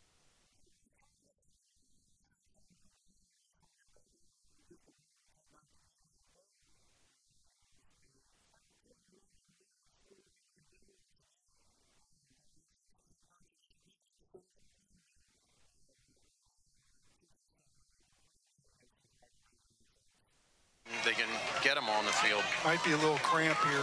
Terry's with him. It looks like he's trying to stretch at the bench. Remarkable. When's the last time we saw a first game of the season, and that's the first I've seen of anybody with a cramp? These guys did a good job usually starting on Tuesday to get hydrated for Friday night. Smart is under pressure, and he gets rid of it. And there's had a play. I guess after that previous play that was broken up, there was holding on Roger Bacon. So that was a 1st and 20, and now it's 2nd and 20. Yeah, good pressure there by Topher Wachtel. Topher Wachtel's a sophomore, an undersized sophomore who played quite a bit last year as a freshman. He's bulked up now to 5'10", 175, but last year at 5'8", 5'9", and 160 played a really, really important role for the Braves. Smart goes back again. And boy, he flips it out, and there's an open receiver, and grabbed on there by Dylan Hartman. Shoestring tackle, and we've got a player hurt there, Nolan Murphy, yeah, a receiver. And yeah, hate to speculate, but that lower leg, let's see if it's a cramp. Yep, looks like a cramp. Terry wouldn't go out there and manhandle him like that if it was anything but a cramp. No, I tell you what you need to do is just twist it. Yeah. Well, we said, you know, we've been fortunate tonight.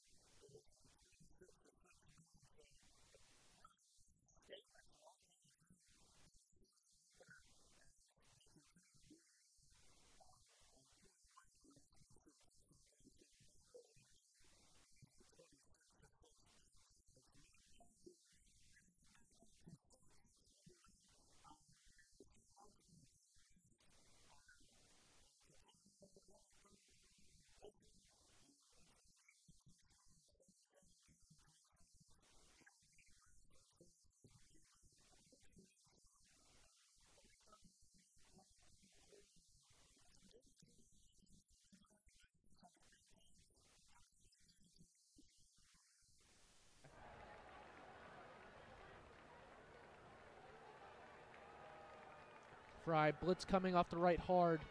Jackson Fry is going to throw this ball, caught by Newdigate down the middle, and Newdigate's going to pick up big yardage there. He's got some nice vision. I feel like this is almost turning into kind of a trial by fire. And right now, Fry is rising to the challenge. If he can get more looks like that, the Bombers can be in business here. Yeah, Newdigate caught that ball, came right back to that offense, and kind of just trying to hype him up. 3:20 left in this third quarter. Really good chance here for the Bombers to take a lead. Fry takes snap, looks right, throws to Newdigate again. This time he's going to be tripped up, but he will pick up some yardage. It's going to be 2nd and 6.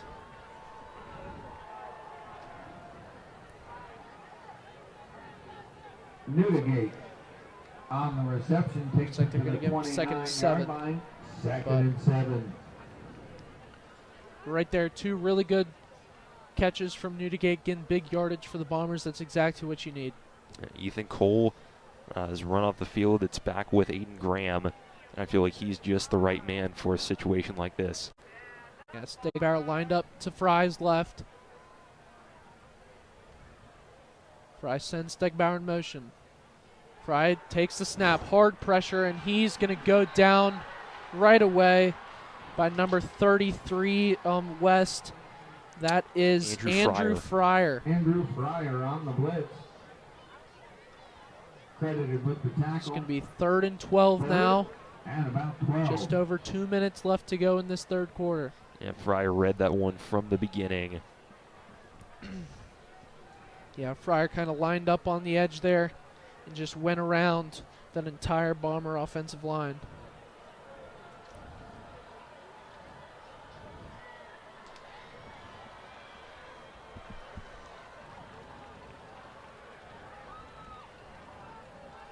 Fry takes snap, looks left, now looks right, goes to Stegauer. Stegauer, lots of space, getting a good block. Stegauer, lots of space, still going, and he's going to be brought down by number 6, Colin Olgatree. But that's a really good pickup there from Stegauer. Fry facing a little bit of pressure, but able to get that to Stegauer, finding a lot of space and getting the first down for the Bombers. Yeah, I would say one of the most, of all the positional units, the ones where you can really tell, oh, this is the first game for them, they're probably going to improve. It's got to be the offensive line. They're the ones who you see, making the false starts and things. And for this Bomber team, besides Grant Hester, William Sweeney, this is a relatively new territory for a lot of those other players. But you saw the good and the bad right there. Didn't get it done on 2nd down, but then they executed the screen pass perfectly. Fry looks left. He's throwing deep to Cam Taylor, and Cam Taylor catches that one in the end zone for a Bomber touchdown. That's a 2nd touchdown for Cam Taylor, 2nd for Fry, and Bombers are up 13-7 with an extra point waiting. Look at Cam Taylor. He's flown relatively off the radar, but why should he? He had 319 yards last year, was able to connect with Fry, and now the Bombers are sitting pretty with 1 touchdown above. Now it's up to their defense. It's a battle of the defenses. We're going to keep saying it, and it's now their time to shine in this next drive. Davidson converts on the extra point, so that gives the Bombers a 14-7 lead with 1:02 left in this third quarter.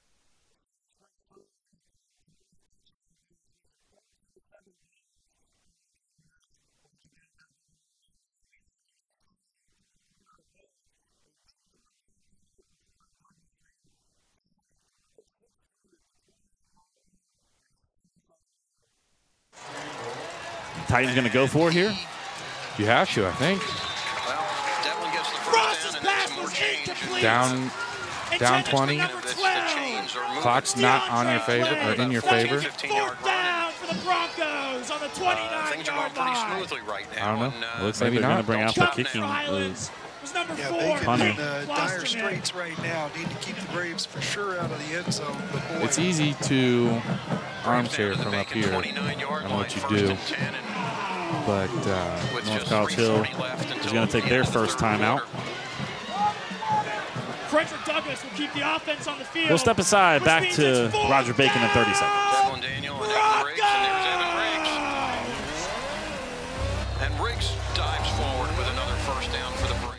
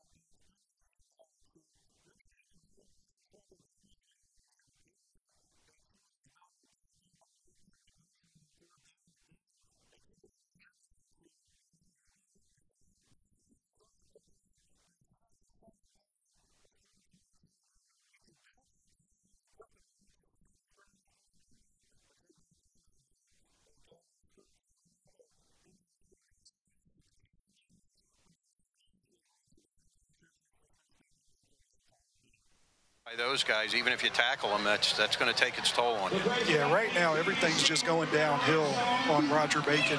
You know, from a defensive standpoint, everybody's running downhill, and that's tough. It's tough. 1st and 10 on the Roger Bacon 13 for the Braves. Riggs, and it's fake to him, and Devlin Daniel goes into the end zone. And the Braves now take a commanding 19-0 lead. Interesting here, will they go for 1 or 2? And top, they are going to go for 1. Yeah, so this is setting up for a huge fourth quarter for Devlin Daniel. I mean, you look at everybody's running like in knee-deep water right now, and he's running downhill. 13-yard touchdown run for Devlin, so he ties Jackson Fry for the team lead in touchdowns.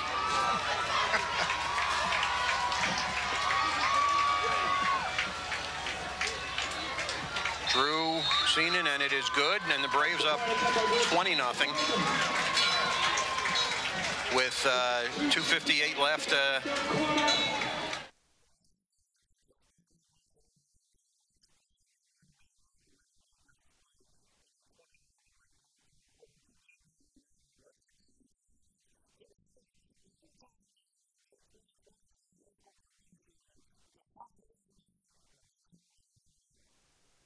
To pick it up, but the Braves have had a lot of success in the kicking game today. And that defense won. So they're going to attend to Spiller. And Yeah, and I think, you know, at this point, doing what North Collegeville does is even more going to help them, like we're talking about.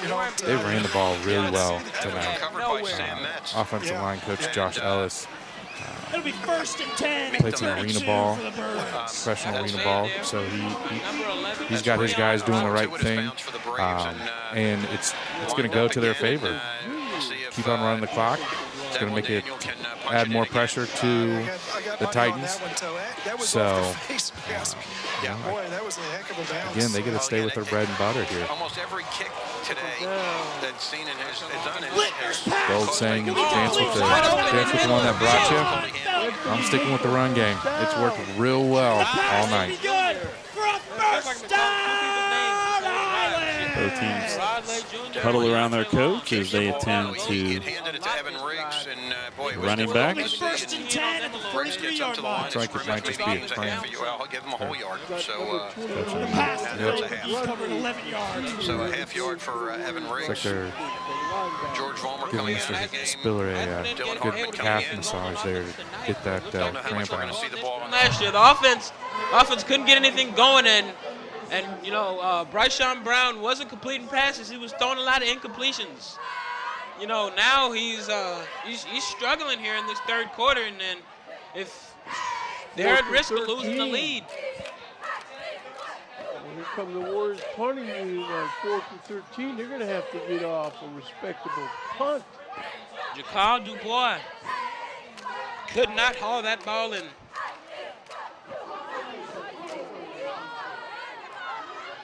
And you can see his frustration on the sideline here.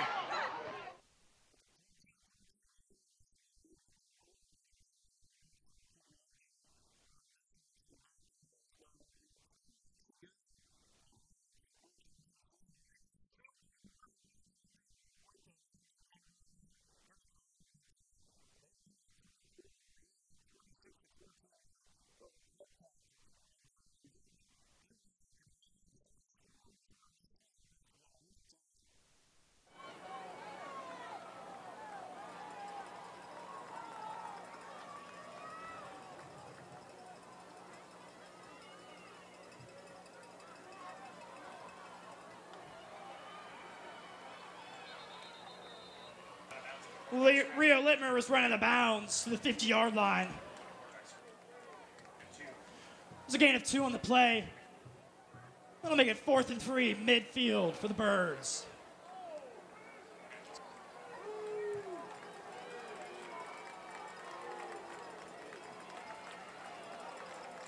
It'll be 4th and 4 at the 49-yard line.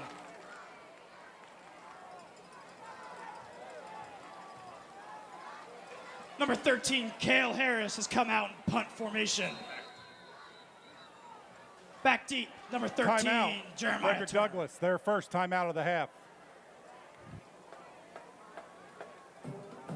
Highlands High School is proud to partner with OrthoCincy Orthopedics and Sports Medicine for all of our orthopedic needs. Let's give a Bluebird shout out to our OrthoCincy team physicians, Dr. Timeout Gates will be taken. and Dr. John Fritsch. Thanks to OrthoCincy Orthopedics and Sports Medicine for all you do to keep.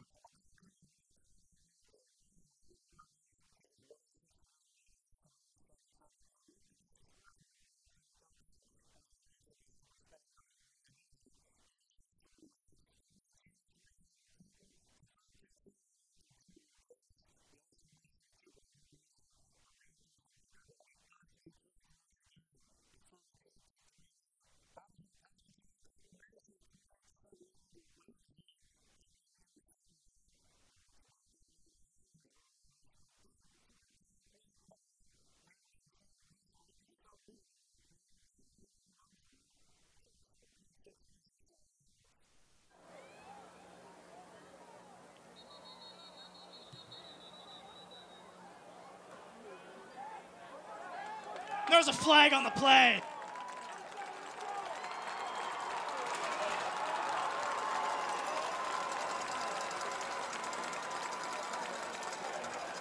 Illegal substitution, 12 in the formation on the defense. That 5-yard penalty results in a first down. It'll be a first down for the Birds!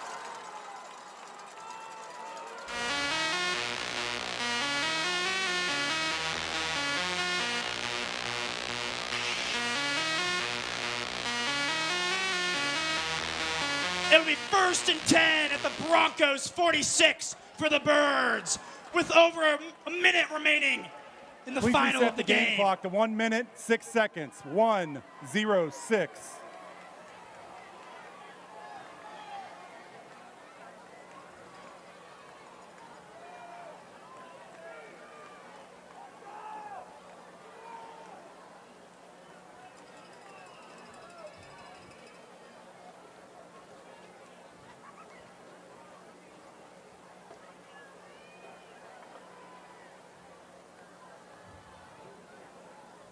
Please reset the game clock to 1:06.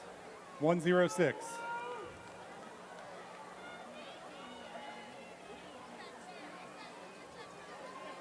Thank you.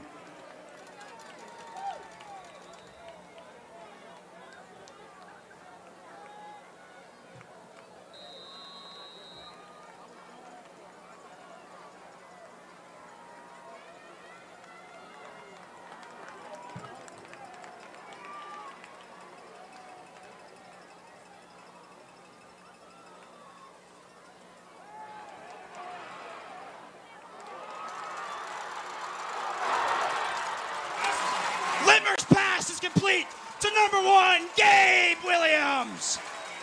There's a gain of 8 on the play, making it 2nd and 2 for the Birds. Ball will be placed on the 38-yard line.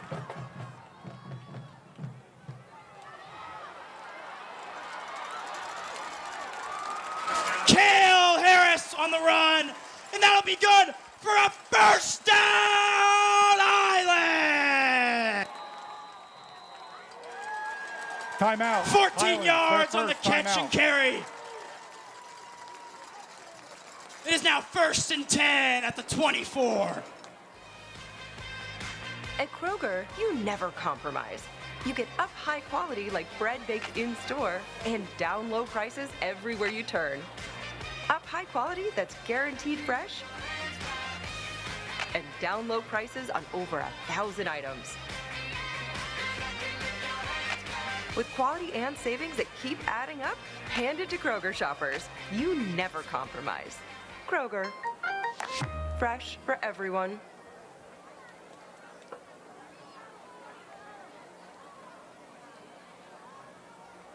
Do you have an experienced ACL doc you can recommend? I'm right here.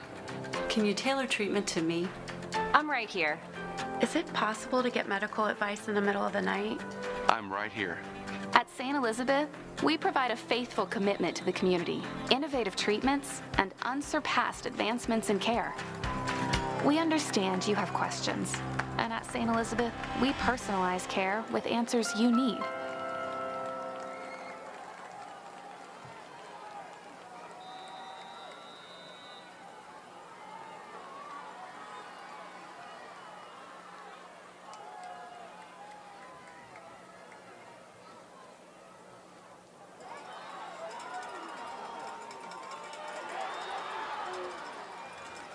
Number 1, Gabe Williams was the ball carrier.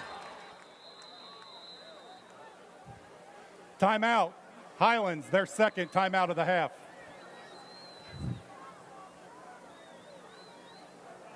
There is no gain on the play. It'll be 2nd and 10 for the Birds on the 24-yard line with 28 seconds remaining.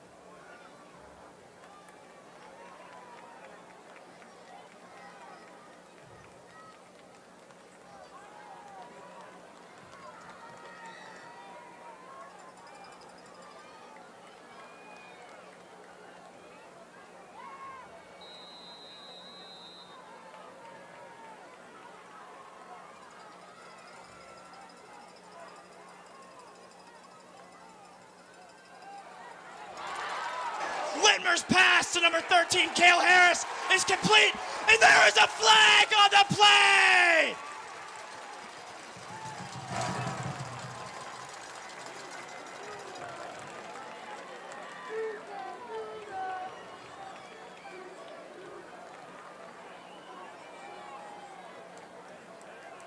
Personal foul, targeting, defense number 3, half the distance to the goal, first down, Highlands. It'll be 1st and goal at the 8-yard line for the Bluebirds! There are now 23 seconds remaining in regulation.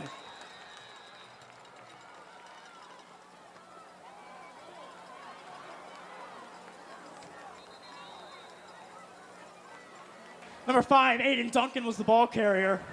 There'll be no gain on the play, making it 2nd and 8 for the Birds.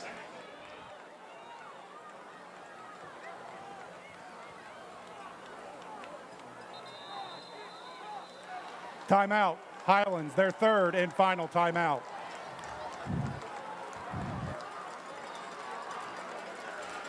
Number 49, Kai Anderson, will come on to attempt a field goal to win this game. The ball will be placed from 25 yards out.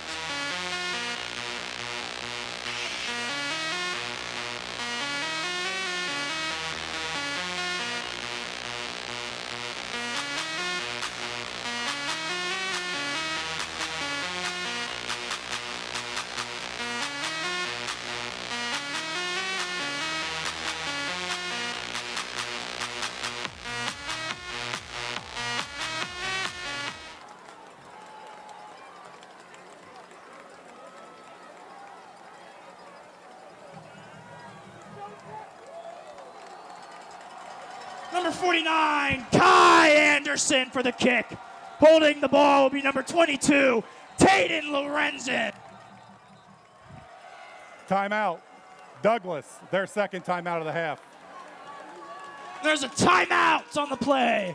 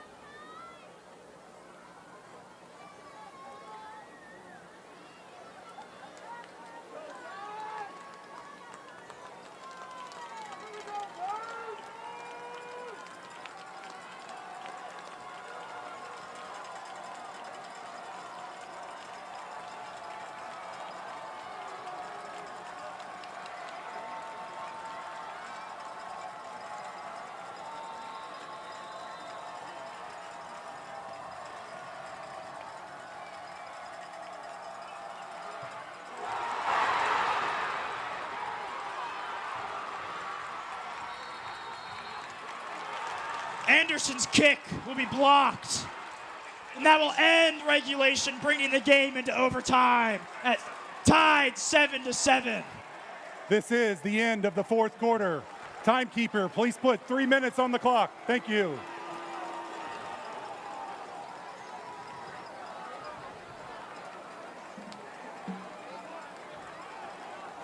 Three minutes on the clock. Thank you.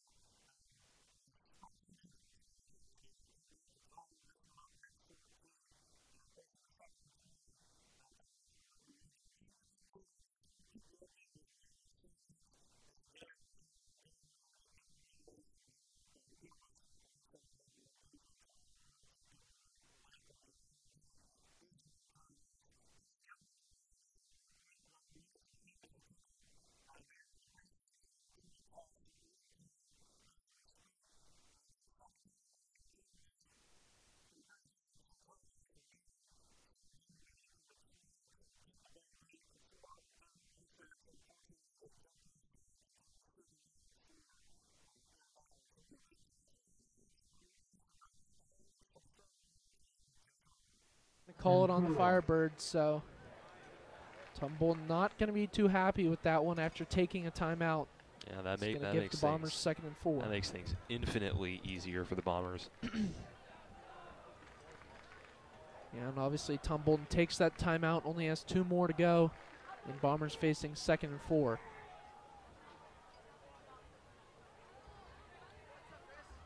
Fry takes snap, hands it off to Graham. Graham finds a gap down the left, powering his way still. And they are going to give him the first down. In Graham, what a showing from him, not just this drive, but last drive as well. Yeah, he has just had the Firebirds number all night. I think the Firebirds planned excessively for Spencer Stegbauer, but it's been Graham who's had the right body type to really overpower that defense. And Stegbauer started to check in there for Graham, but ended up getting called back to the sidelines. 1st and 10 for the Bombers. Minute 20 left to go. Checks Fry. Hands it off to Graham. This time there's going to be multiple flags on the play.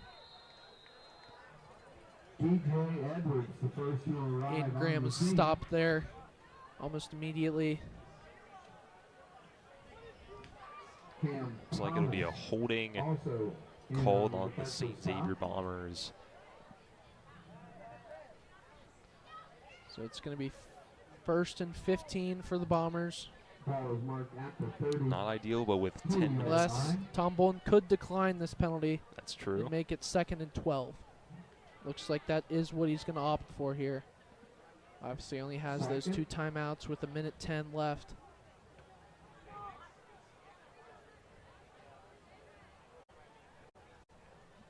Now the officials are going to gather in the middle, talk over what's happening here. Yeah, Bowden is on the field trying to make sure everybody has their story straight.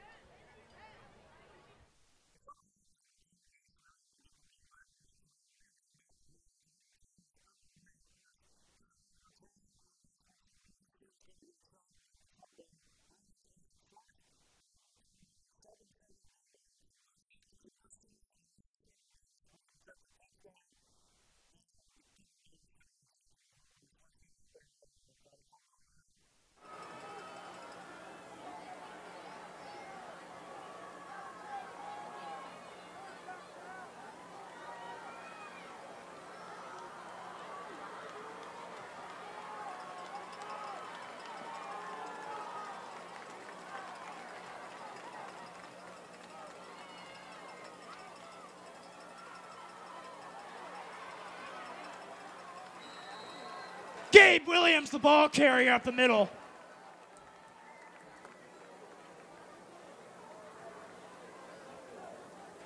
He'll be brought down at the 1 yard line. It'll be 3rd and goal at the 2.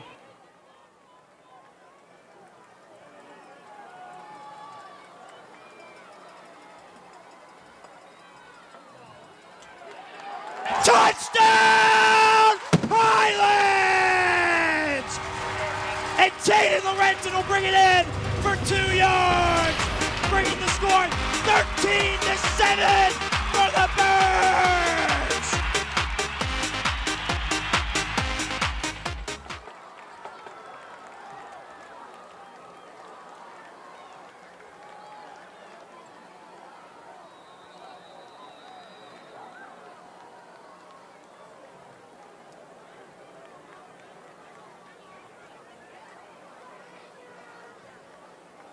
Highlands will go for 2 on the play.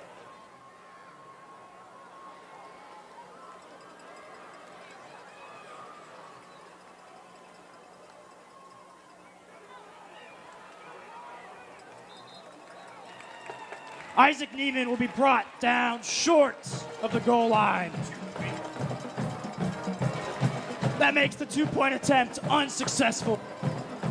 At this time, we would like to thank our Boom sponsors, Highlands Athletic Booster Association and Touchdown Club of Fort Thomas. Thank you for making the Boom happen.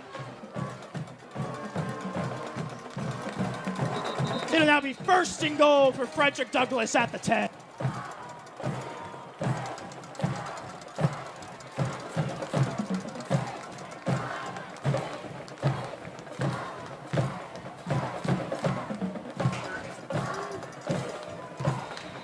It's 1st down for the Broncos.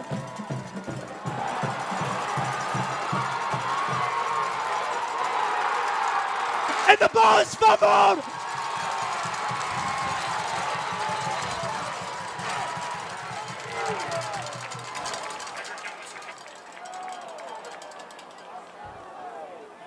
Frederick Douglass will recover the ball. It is now 2nd down for the Birds. The Broncos will fumble the ball, and it'll be all the way back on the 22-yard line. It is now 2nd and goal at the 22 for the Broncos.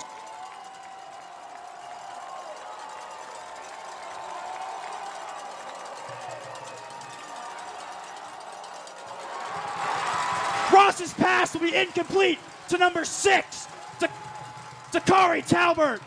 And that'll make it 3rd down! It is now 3rd and goal at the 22-yard line.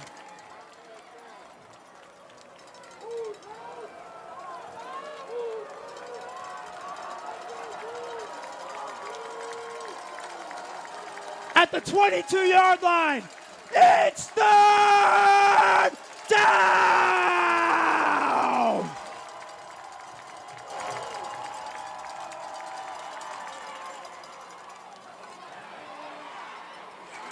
Ross's pass will be complete to number 12, DeAndre Clay. Timeout, Frederick Douglass. Frederick Douglass will take a timeout.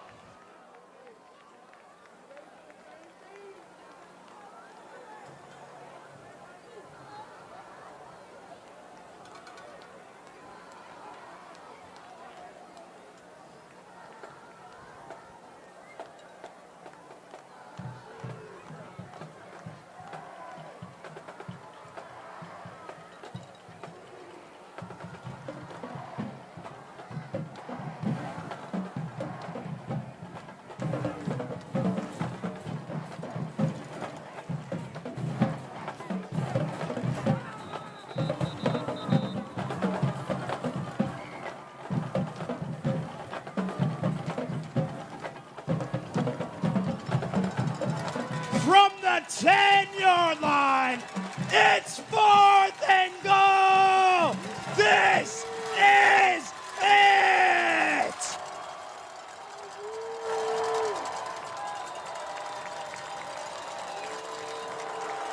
Timeout.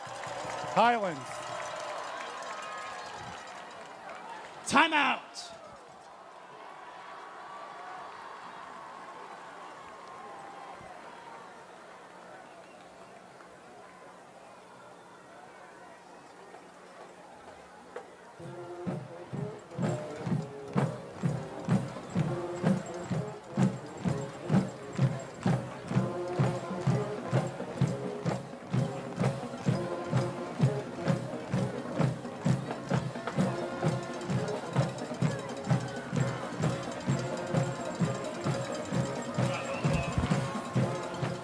From the 10-yard line, it's 4th down! This is it!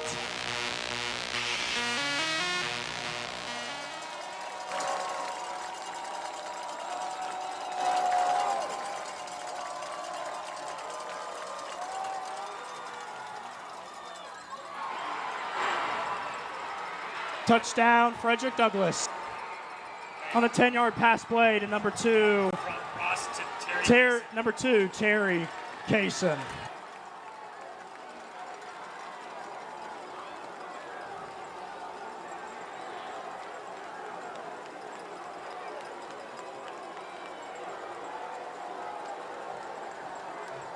Number 80, Clayton Wallace, will go on to kick.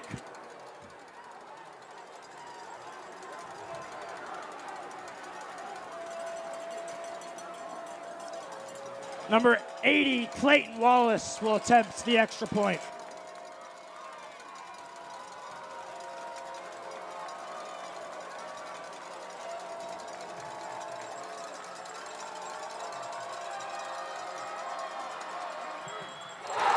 And it's blocked! The kick is no good for the Broncos! And that brings us to the second part of overtime for the Birds!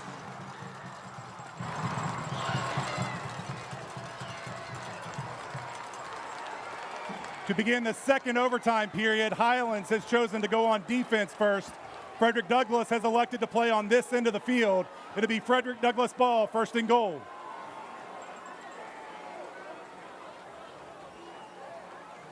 Highlands will now have 1st and goal at the 10-yard line.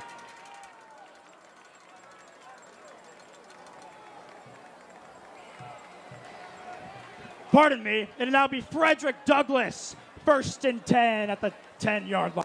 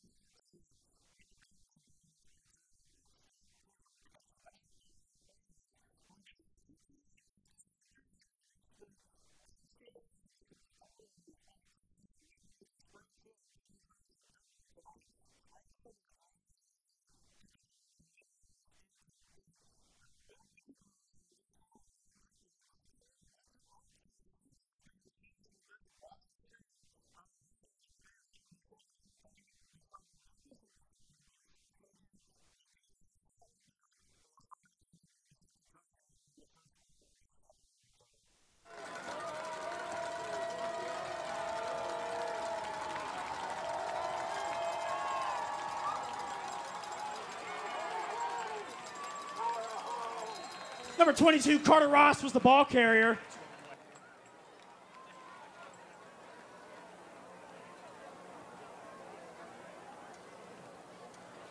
Oh. There will be a gain of 2 on the play, making it 2nd and goal on the 8-yard line.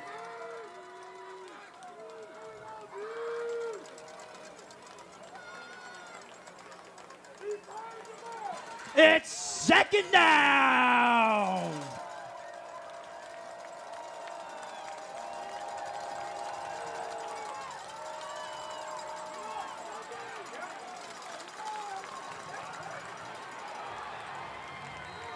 Number 22, Carter Ross, was the ball carrier. There'll be a pickup of 6 to the 2-yard line. It is now 3rd and goal at the 2.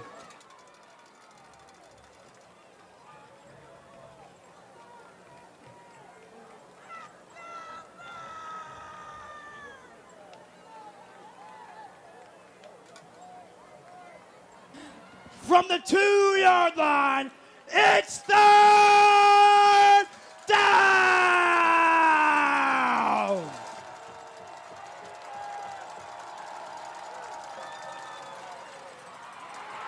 Touchdown, Frederick Douglass, number 6 on the run, Dakari Talbert. Here's 2 yards out.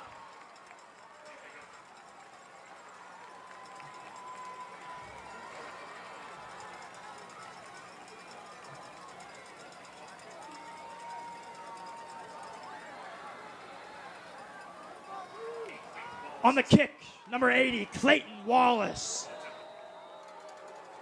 He will attempt the point to make the score 20-13.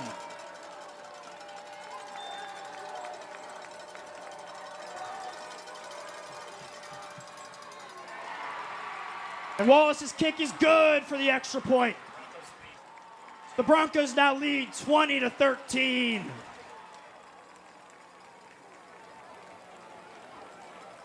Highlands will get the ball. 1st and goal at the 10-yard line.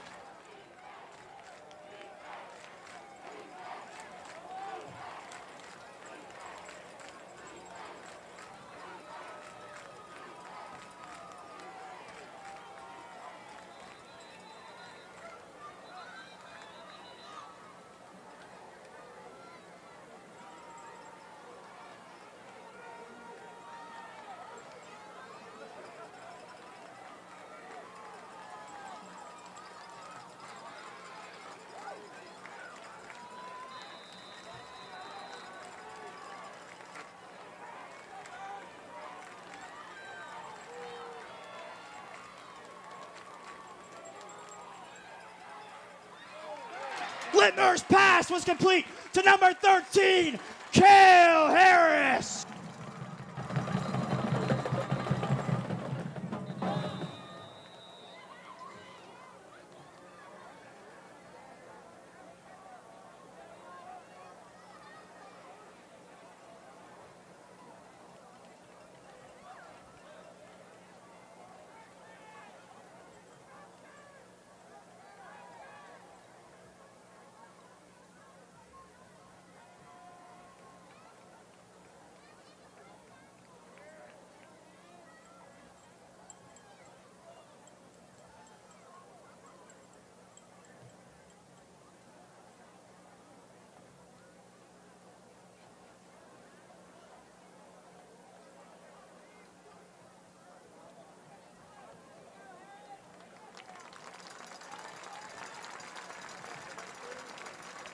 The injured Bluebird on the play, number 13, Cale Harris. Harris will receive the ball and bring it 6 yards down the field, making it 2nd and goal at the 4-yard line for the Birds.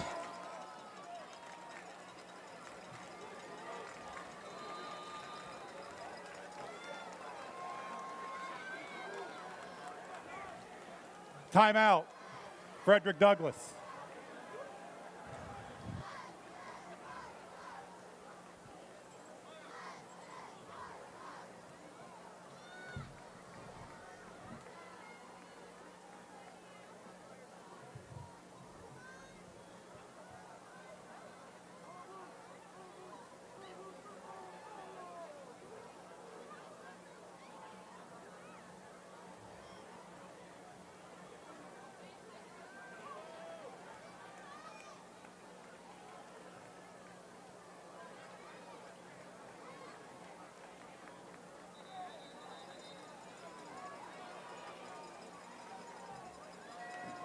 It is now 2nd and goal at the 4 for the Birds.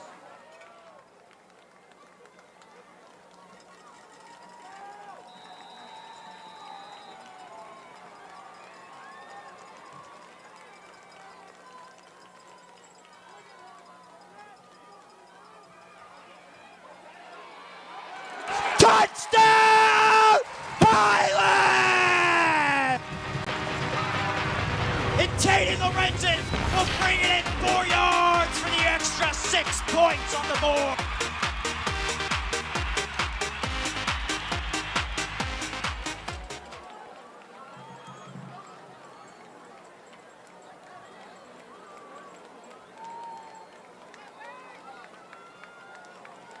Highlands will stay on the field and go for 2. Timeout. Highlands. Oh, timeout. Highlands.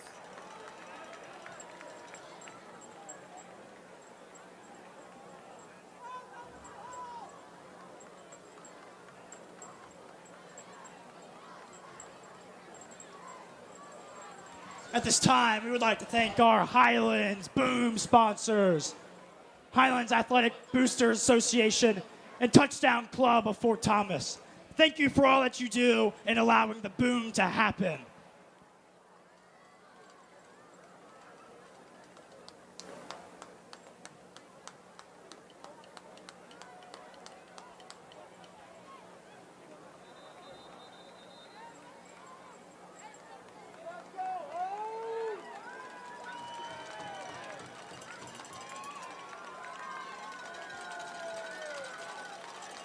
And the Birds will go for 2 on the extra points.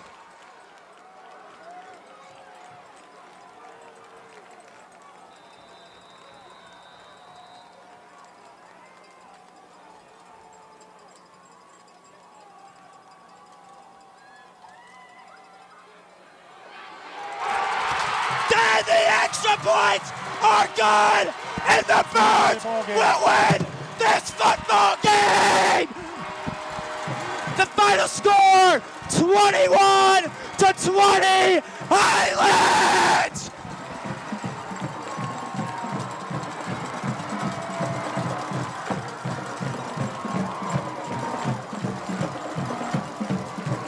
Caden Lorenzen will run it up for the extra points on the board, winning the game for the Highlands Bluebirds.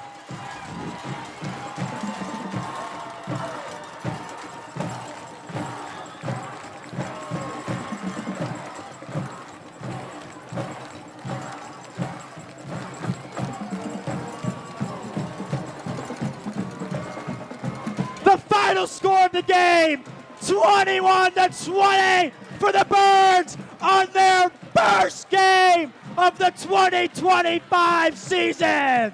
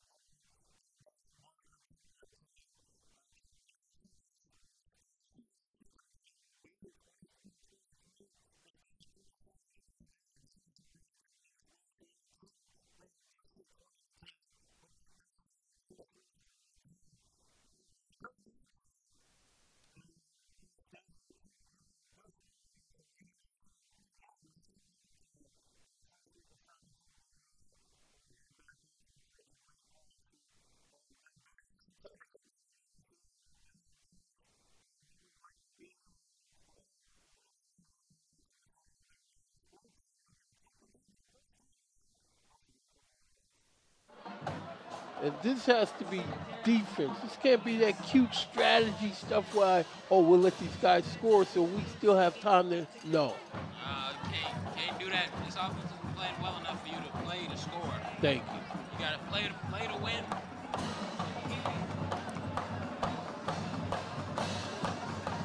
It's it. I think Winwood's going to bring pressure on this next snap. There we go. Get Nate Dawson. There he is. lined up here. I don't think they're going to go anywhere testing Nate Dawson. Lined up here on the right side of the left side of the field. Hopefully they go his way. Okay, so here we are. 1st and 10. Fakes again, but they're in on him. Bring him down. There you go. A good play on defense. That brought some energy into this crowd, into this team, and into this game. Who's that made that stuff? I think that was number 50 for Winton Woods, Juan Davis Jr., the son of Don Juan Peugeot.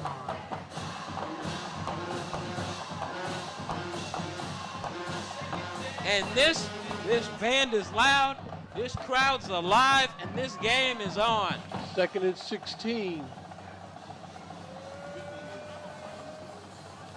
Number 7. What a play there. Wallace. Juan Davis Jr. Wallace straight drop looking to throw. They're giving him all kind of time, and he's running around would-be tacklers. Going out of bounds at about the 8-yard line. 6, 7-yard line, nowhere.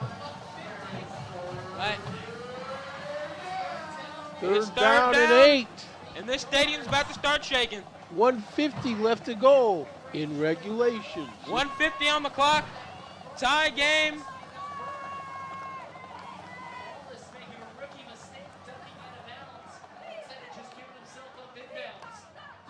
This game has turned very exciting. Let's see what happens.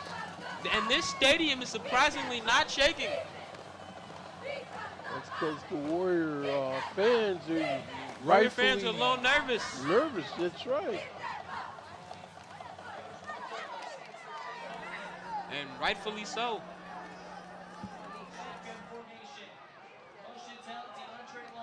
Great drop, throws it over the middle. This Incomplete. falls. Incomplete. He's calling for a flag, but no flag. They went for Sherrod Lay Jr. You know, he's been making plays all night. And he almost made one there. He almost caught that one-handed, but couldn't hold on to it. Look like. And here we go. 4th down and goal from the 9-yard line. 1:47 left in regulation. Timeout called. And there's a timeout called by Springfield. Interesting timeout call. I mean, the clock wasn't running.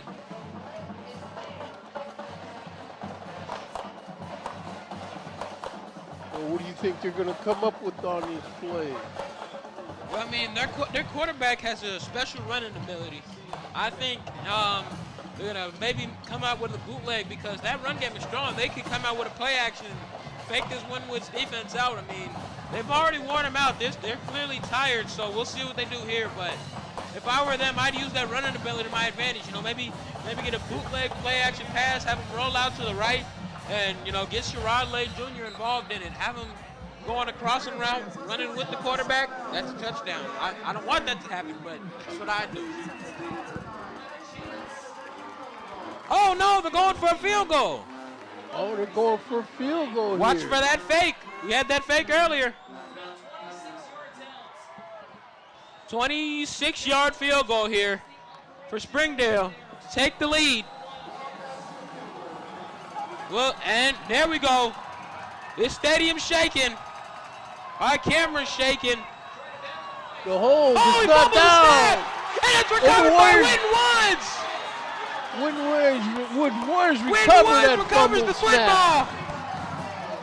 It's Winton Woods football on the 20-yard line. 1:42 left in this game. And this crowd's alive. Winton Woods, what a play. I'll tell you, the Warriors' defense. This band is up and loud. I'm seeing hats moving, arms in the air, as Winton Woods fans can take a sigh of relief after that botched kick.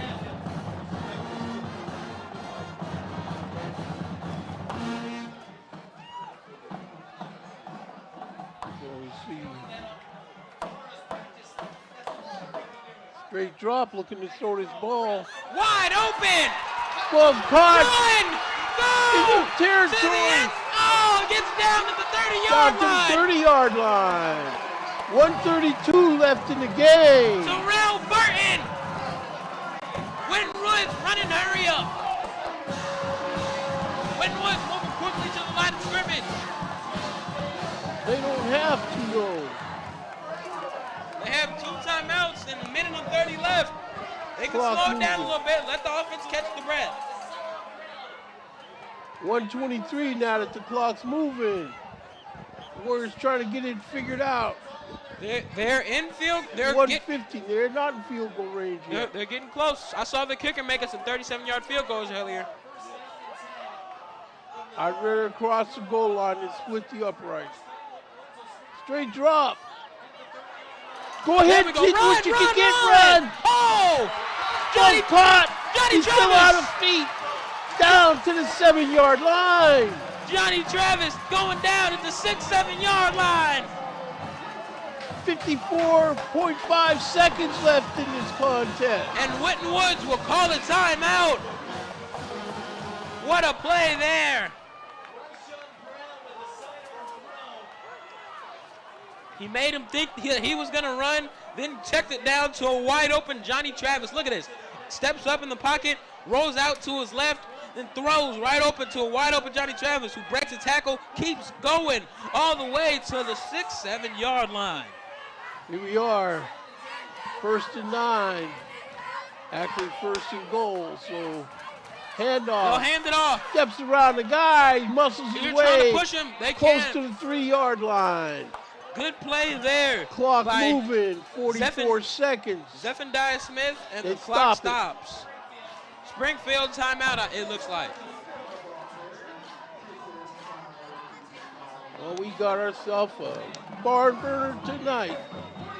I'll tell you, the first game I did with you, hopefully it won't be the last. Yeah, that's what I like to hear. I'm seeing trumpets wave in the air. This band is on their feet and chanting. So they're having this ball down, on the 3-yard line? Yeah, ladies and gentlemen, 6 or 7-yard line. We have a game here tonight. Witten Woods was dominating this game coming into this half, and now they've taken back control. They're in field goal range and in touchdown scoring range. If I'm them, they've had kicking troubles a lot, so I would just try to run this clock down maybe with one play and then get into that end zone. Yeah, I'd rather see him cross the goal line. Well, yeah, they can afford to put it into the hands of their defense. Their defense isn't letting up any big plays. At this point, they don't need their defense till next week.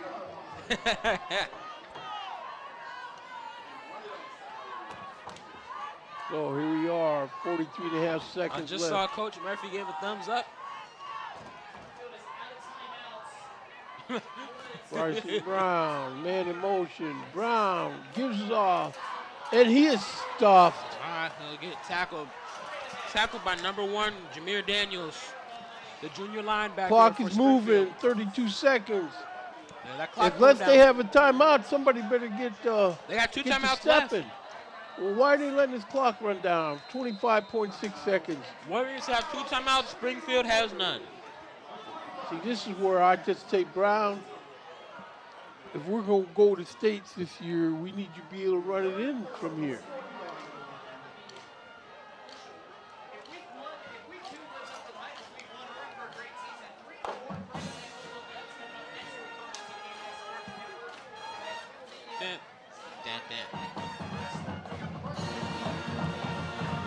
You know, if I had somebody like Jeremiah Goins back there, turn around and hand the ball to, okay. Yeah. But other than that, Throw this ball. You've been throwing the ball well. And wow, I can feel the vibrations from those instruments.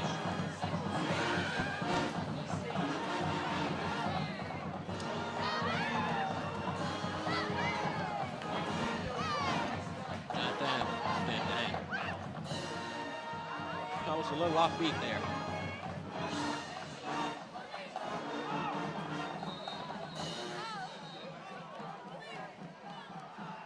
Coach Mo Douglas, there's the drone. Yeah, saw that earlier. You're just kind of flying around up there. But here we go. 3rd down and goal from the 4-yard line.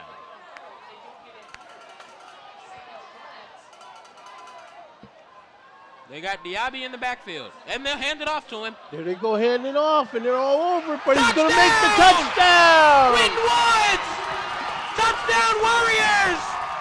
This crowd is on their feet. The team is going crazy on the sidelines. There you go, Winwood's Warriors. Bo Diop, the freshman, with his first ever touchdown, and it's a game winner. He's running around the track, hyping the crowd up. And this team's chasing after him. He's getting hugs from his teammates. Wow, what a finish. 19.8 on the clock, and Winwoods has a 20-14 lead. And they're going to try the extra point. Let's see what happens on this PAT. These Winwoods fans are on their feet. Winwoods calls timeout. Huh, Winwoods using their last timeout.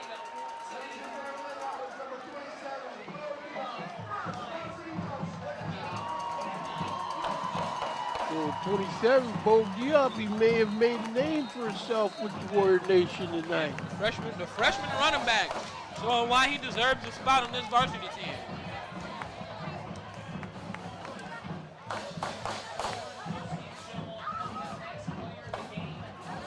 Here's how this drive started off. A fumbled snap on the field goal by Springfield. Then a nice pass here from Bryshawn Brown, and they got all the way down to the 30-yard line with that pass. Then we get a run. They get up to about the 4-yard line. Coach Mo Douglas, they get jammed up on that play. They put them at the 4. Those defenders give Coach Douglas a lot. And don't forget that nice play by Bryshawn Brown and Johnny Davis, where he faked him out, then he put up a nice pass, got him down to the 6-7-yard line. Down. That kick is good. Down the middle.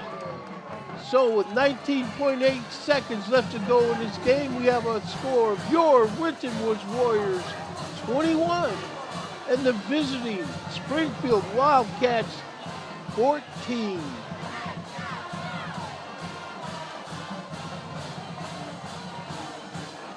And Winwood playing their victory song. As they've pretty much secured this one. And look at the Winwoods players flexing in the camera. All of them excited. Happy to start their season off with a nice, exciting win. I'll tell you, these guys, Winwoods Warriors, they are not going to be the last of the Mohegans. They made up their mind to that. And here's the touchdown. Bo Diop, the freshman running back, just get to the outside, and he's too fast for him to catch. Game over. And the crowd erupts, and someone is jumping in front of the camera.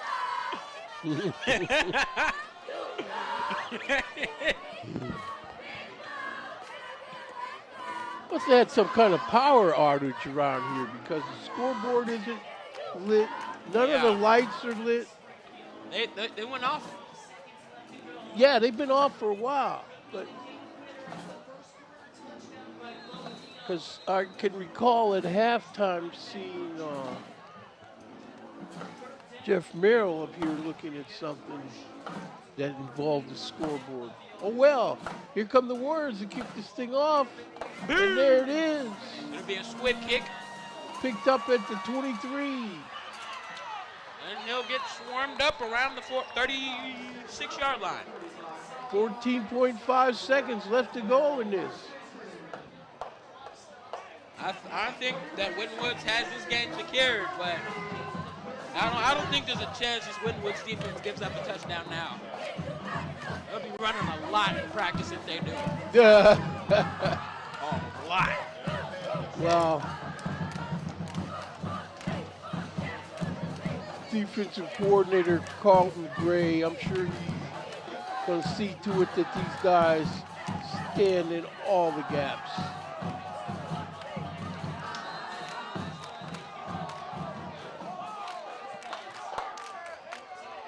Looks like a guy left early to me. Yeah, it looked like a false start for number 2.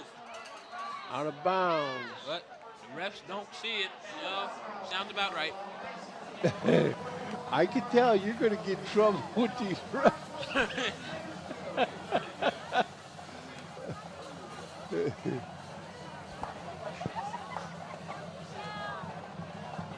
Yep, I mean, that's a clear false start. Just wasn't called. I mean, at this stage in the game, they don't really need to call it. Winwoods has already won it.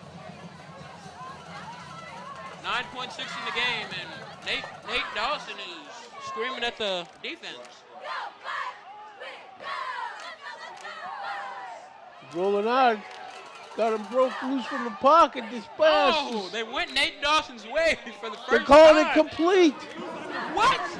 2.6 seconds left to go. They called that pass complete? Time for one more Hail Mary. Let's see. Yeah, it's a nice catch. What a catch. That's a nice catch. Somebody on defense needs to just deputize himself right now and come in here and sack this guy. They went after Nate Dawson. They haven't done that all game.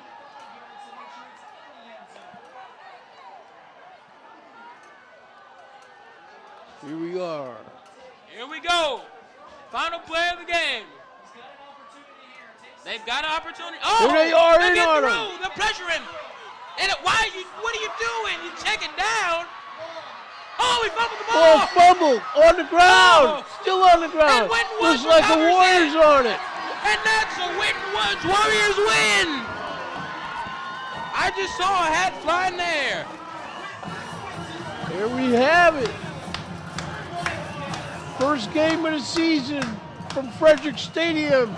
We have a final score of your Winter Woods Warriors 21 and the visiting Springfield Wildcats 14. Coach Mo Douglas, thanks for bringing your guys in here, putting up a hell of a battle, and good luck on your ride back to Springfield tonight. Keep your heads up. Just not here. Yeah, so that's going to do it here from the friendly confines of Frederick Stadium, campus of Winwoods High School. Winwoods Warriors, a tough fought battle, but they come out victorious. They won the battle. Now let's see if they can win the war of the season. So that'll do it for my partner, Humont Berry III. I'm Jacob Williams, and thank you for sharing your Friday night with Waycross Community Media. We'll see you next week or very soon.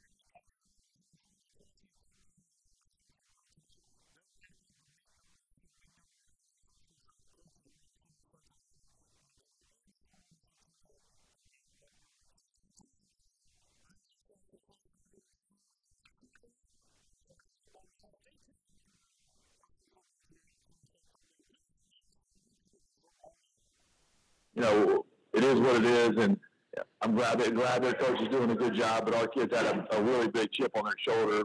And just because those guys didn't play doesn't mean they weren't good. They were behind some really good players, and you saw some guys step up tonight. Yeah, I mean, you look at getting the team ready for the season, Pat. You've been doing this a long time. Obviously, you guys work hard all off season. I mean, going into opening week, I mean, obviously the win is what you're really looking for. But what other building blocks are you hoping to see? What are you most optimistic about moving on from this contest? Well, we ran the ball well tonight, and we stopped the run. So, that's always a big question. Are we going to be able to run the ball? Are we going to be able to stop the run? And we did that tonight. Yeah, our pass game wasn't great tonight. It didn't have to be. So there's some improvements that we have to make. But really, for our guys, like you guys said, we haven't had a ton of guys that have gotten many snaps. And so to get out there tonight and under the lights, it was a really great atmosphere, good crowd. And for some of those guys to get their first varsity snaps, that was probably the biggest thing for us. And now we can go into week 2 on a high note. Pat, you were talking about, we were out here about a month ago and talking about your team's speed, and talk a little bit about the defense. And tonight, were you pleased with the way you covered on defense? Very, very pleased with defense. And again, the kickoff is an extension of defense. Coach Koenig is our defense coordinator. He runs the kickoff team, so that's an extension of our defense, and they set the tone from the start. And we stopped the run. And I know Coleraine likes to throw the ball vertical, but everything starts with the run game, make them one-dimensional. We turned them over several times, and so our defense was flying around. Our pursuit was good. Gap control was good, and really just didn't let up any big plays. We won the line of scrimmage on both sides of the ball, which is big for us.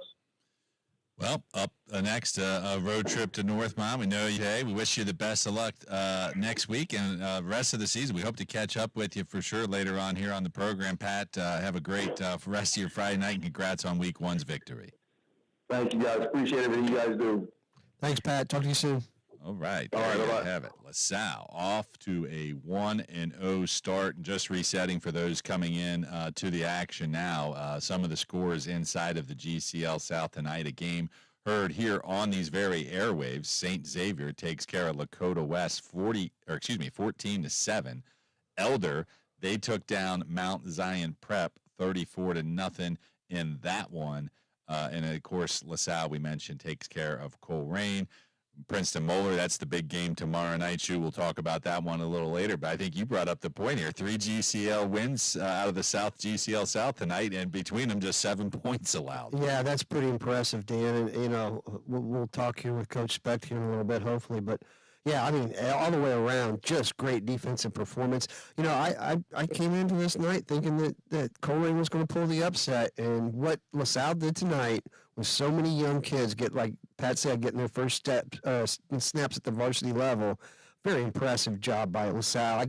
And they're going to take on Northmont, and Northmont fell to number 19, 11 and 20-5 tonight. So, but now they got to go on the road. LaSalle does and win on the road, which is sometimes it's tough with a young team.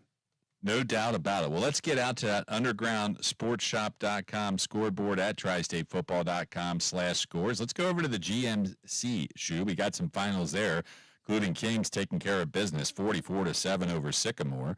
Troy gets beat by Middletown 28-20. The Middies pick up their first win of the season. Mason falls to Springboro. That one was 21-7 there. Still looking for a couple more finals to come in. Baden and Hamilton, 38-20 last check. Have you seen a final in that one, Shu? I have not, but I know that Baden was starting to run away with it. Wayne just edged Fairfield up. Fairfield had a good showing. They came into this game losing 7 in a row, I think, since last year. So they were down on their luck, but Justin Roden gave them and the Indians gave Wayne a real fight. They're up at Wayne tonight, 31-24. They fall though. All right, so some good ones there. Let's go to the Cincinnati Hills League. Got a couple more finals, some from the ECC as well. And Indian Hill, Roger Bacon. This was a pretty impressive first win here for the Indians. 30-7, they take care of business. Marymount over Claremont Northeastern, 33-6. Williamsburg beats Reading tonight, 28-7. In the ECC, Anderson, as we mentioned, all over Cooper, 52-10. Harrison, they're 20-point victors over Loveland, 34-14 there. Lebanon 20-5 over Northmont. West Claremont defeats Mount Healthy, 42-7. Anything pop out there for you, Shu? The game that really popped out to me is I'm trying to find the one that we're talking about.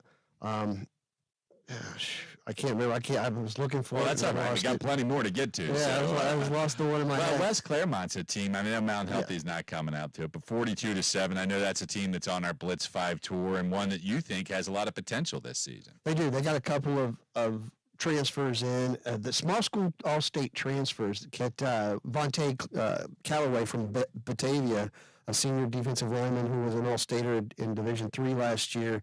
I had a couple of big plays tonight. I think he had a safety in this game. So yeah, I like West Claremont. They run the football. They're old school. You know, they're going to shove it down your face. And you know, Landon Young was a second-team All-Tri-State running back last year. He's just a beast. And the other game was Troy Middletown. Troy gave Middletown a heck of a fight. That was the one that I think it ended up 28-20. But I was really shocked. I thought Middletown was going to come out and really win that one big. But, you know, Middletown and Troy Everhart had a good showing tonight.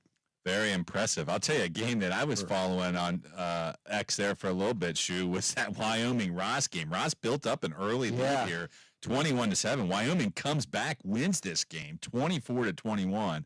Not really sure what shook down there, but we'll hopefully get to some of those details. But that sounds like one of those nail-biters we like. It really does. And, you know, Wyoming starts 10 juniors on offense, and they're going to be great next year, including their quarterback's going to be back. Josiah Galt, the running back, or the wide receiver, he's a fantastic player. This is a young Wyoming team. They won 11 games last year, finished the regular season undefeated for like the 9th time in 10 seasons. Ridiculously good program, but they know how to win close games. There you have it. So we've got to an hour more of football, at least 4 or 5 more coaches to talk about. We're running through all the scores. We got updates from Kentucky and Indiana. We haven't even got to. It's been a great night of high school football. It's going to be a great hour ahead. Stick around. Dan Klaskins, Greg Shoemaker. More high school football tonight right here on ESPN 1530 and Fox Sports 1360. For over 20 years, the underground sport, that is about as close as a hard out as I've ever seen anyone. Sports gear and your own promotion line. Take pride in providing the best products. Service you deserve. Place an order. Visit us online. Get them both online. 51662. That's the Underground Sports Shop. Pride of all. Yeah, that'll come. So yeah, if you guys want me to, as soon as you finish your interview with Coach Speck, I'll go ahead and get which one you say.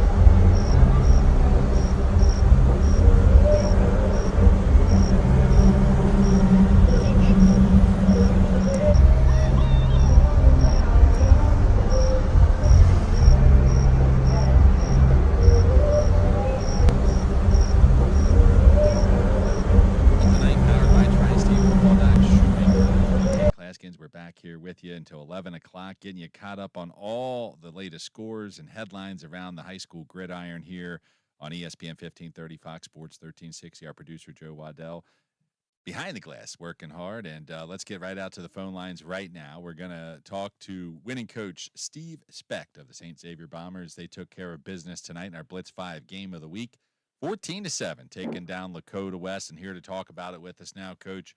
Always appreciate your time. I mean, you get a good sense of your team and what they're ready for right out of the gate with a matchup here against Lakota West, an annual tradition of late here. How do you assess how the boys played here tonight? What were you most pleased with, Coach? Well, thanks for having me on. I appreciate all you guys do for high school football in Cincinnati. Yeah, going into the game, Tommy and I talked before the game that we really don't know what we are yet. We're trying to figure it out. And what we saw was two really fast defenses that play hard and are long and create a lot of problems for opposing offenses. So we saw a lot of good things. We saw kids competing hard and playing fast, but you also saw a lot of first week mistakes, a lot of mental mistakes on both sides of the ball, jumping off sides, little things that you can correct. But anytime you can escape a game against a team like Lakota West week one with a victory, it's a good win. Hey, Steve, this defense set the tone in the first two series, the hard hitting, Riley, Reeder, Clapper, all your big guys getting into the act. And, we've seen some really good West, same as this one to me. I mean, it was up there with some of the better, with both teams performed with the way they performed on defense. Talk about your guys. I just thought they flew around and they hit hard and really made a statement early on. Yeah, I think that up front, especially the box, I really think Jacoby Clapper and Aiden Reeder had a great game. And I know Connor Bearswell, our other linebacker, had a tremendous game. But then we've got guys playing new positions, whether it was Daniel Vollmer at free safety or Braden Riley, who moved from corner to strong safety. They're learning.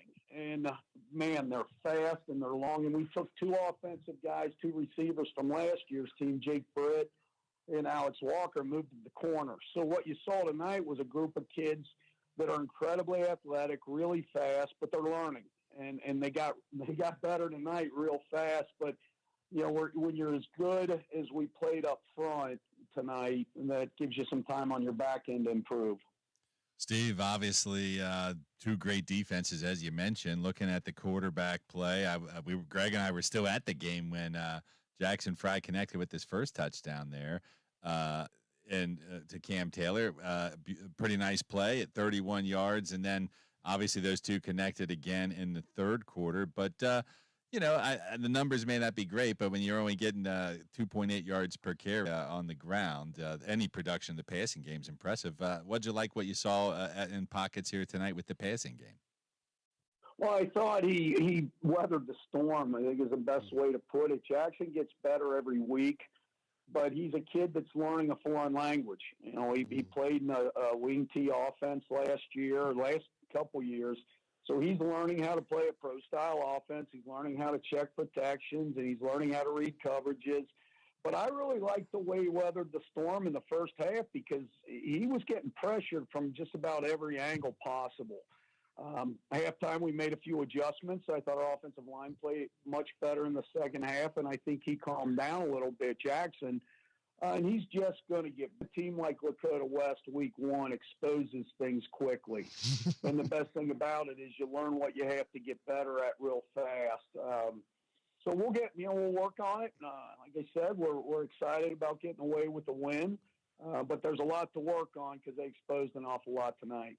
Steve, you talked earlier about moving Jake Britt and Daniel Vollmer to defense, and that wouldn't all been possible without Spencer Stegbauer stepping up and putting himself in that role. Because both Britt and Vollmer come into the season with over 1,000 yards rushing each. And, talk about Stegbauer and his coming out and being able to afford you the opportunity to move both Britt and Vollmer to defense full time. Yeah, Spence had a nice game. He really did. He's a tough runner. He's not a real big guy. He may be 5'9", 175 pounds, soaking wet. but he runs hard, and you trust him. He's going to make stupid mistakes. He's going to read his blocks. He's going to follow the blockers, do the right things, protect the football. And Spencer, we told him, you need to earn more carries as the year goes on. We've got a nice young sophomore. Aiden Graham did a great job tonight in the fourth quarter. Spence had been carrying the load, and then Aiden ripped off, I think, 50-something yards on the final drive on 8 carries. So we feel good right now about not having to play Jake and Daniel both ways as much as we thought we were going to have to earlier, because those guys have stepped up. But I'm real proud of Spence as a senior and Aiden as a young sophomore and how they're really coming along and developing. Steve, we certainly appreciate your time. Congrats on the first win of the season, first of many to come, hopefully, for the Bombers next week. Good luck versus Centerville, and we'll catch up with you real soon. Thanks, guys. Appreciate you.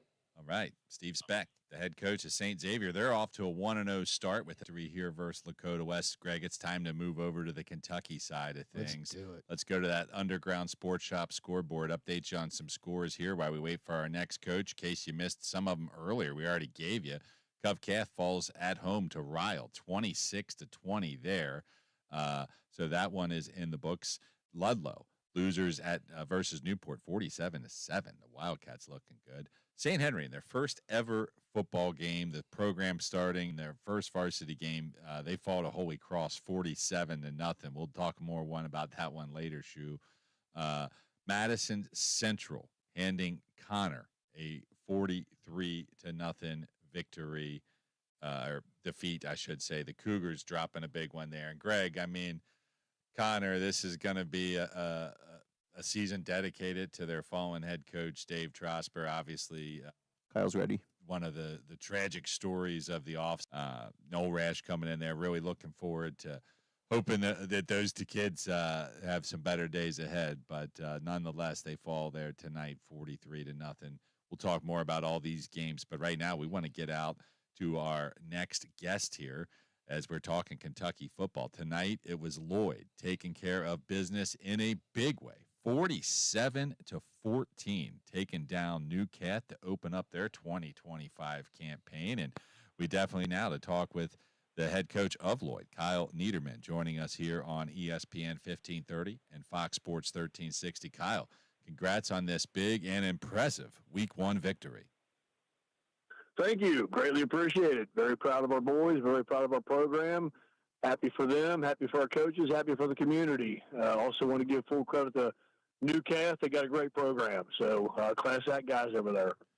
Yeah, Kyle, when you look at this team, over the last couple of years, you've been senior laden. You've had some kids that knew how to play. They played early as sophomores and freshmen. And then this group come in. Outside of Caden Evans, you had some question marks tonight. Tell me about some of the new guys and who came through for you in this big win. Yeah, sure. Yeah, I mean, you're right. I mean, we lost a lot of touchdowns from last year, but we got some kids that are filling in real good. Backs Avery Conrad and Lincoln Tomlinson, kind of flash and thunder. Avery's the slasher kind of kid, make you miss, and Avery's just a big, powerful running back. Both of them had real good years in the weight room in the off season. They both gained a bunch of weight. A couple receivers are really stepping in big. We have a returning guy from last year. We got Griffin. We got Zay Jones really filled in for us tonight, and got a couple other guys that are doing a real good job. But tonight was all about the trenches. I mean, we do have some linemen returning from last year, and again, they were sophomores last year. They're now juniors. A lot of people didn't realize when we played that Newcastle game last year, we had 14 kids taking their first varsity snap. Wow! And a lot of those guys are back. So we got a nice balance between juniors and sophomores that are playing right now. But I'm again just proud of our kids. You know, we talk about your new stadium over there. Talk about the community. We talked a little bit last year about it, but how was the crowd tonight? And that new place looks just so great to be playing in. It is. The facility is spectacular. I give a lot of credit to our superintendent, Chad Miley, our principal, AD, Bill Pilgrim. Those guys are great to work for. They're extremely supportive of really our program, but every program. But the facility is top-notch, no doubt. I mean, everything's brand new. As a matter of fact, it's brand new now, and they're going to be redoing the locker room here. That's kind of coming here soon. Yeah, community's been great. Community's been very supportive. They're good people to work with. I really enjoy the community. They've been very supportive. Yeah, it's a good place to be. It's a really good place to be. It sounds like it, and I got to get. I hear everybody talking about that stadium. I got to get out there and check it out. Yeah, for absolutely. Sure. Now you guys play in 3A, obviously, which is sort of, at least here in Northern Kentucky, on a bit of an island. But, as you approach your schedule and just to get ready for playoff time, and you're sort of one of those middle-sized schools, and I'm just curious, like, what type of, what is the makeup of what you guys try to put together when you put together a schedule? I mean, open up with a tough team like Newcastle, obviously a good measuring stick, but, how much thought and balance goes into that process to get you ready for what you hope for is a good deep playoff run later in the year? Yeah, certainly, and it is a little bit challenging to your point, right? I mean, we're 3A, we're the only one around here, so the difficulty with scheduling is you're either scheduling bigger or smaller. And I feel like we have a little bit of a combination this year. Obviously, we opened up against Newcastle, always a good program there. Single A, and then we go against Newport, which I think is on the uptick. I got a lot of respect for. They sure look like it tonight. They rolled tonight. It did or did not? Yeah, they look good tonight. 40-point victory. So. Yeah. Okay. So again, they're single A, but they're always going to be a very athletic team. So that's going to give us a real good measuring stick there. And then we come back against Connor, big 5A Connor team. We play Aiken over in Ohio, which I think would be about 5A in our standards. And then we go Campbell County 6A. Wow. So our first 5 are pretty tough. Yeah. That's yeah. awesome. And then we go into district play. Yeah. Yeah. We'll see what happens, right? Kids are doing a good job. They're practicing hard. And then we end the year with 5A Boone. So a balance of some maybe smaller schools and some bigger schools, but it's been a little bit of a challenge, no doubt. Yeah. Well, you guys are handling it pretty well. Definitely had a nice little run last year, and we're looking forward to bigger things this year for you, and we appreciate your time for taking a few minutes with us, Kyle. Absolutely. I always appreciate you guys' support, and, go Jugs. Go Jugs. There you have it. Kyle Niederman, the head coach of the Lloyd Juggernauts. They win tonight over Newcath and move to 1. We'll do this. We'll take a quick break. We'll come back. We'll get to those Indiana scores. We still got a few more coaches to talk to and some game balls to hand out. Stick around. He's Greg Shoemaker. I'm Dan Klaskins. We're TriStateFootball.com. This is High School Tonight on ESPN 1530 and Fox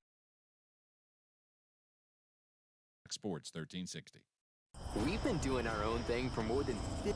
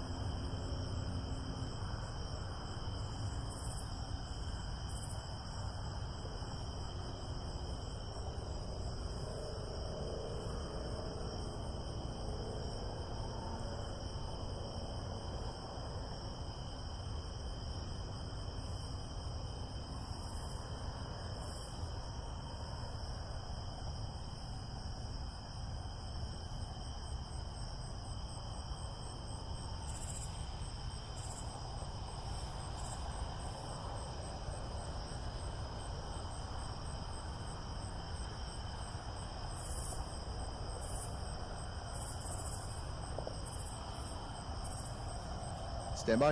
Pricing at Genesis. Real diamonds right now are priced at a value that we haven't seen in decades. Genesis Diamonds. I do. Secrets of the diamond industry to the public. On Montgomery Road. All right, let's jump right back into it. High school football night, powered by TriStateFootball.com. Dan Klaskins, Greg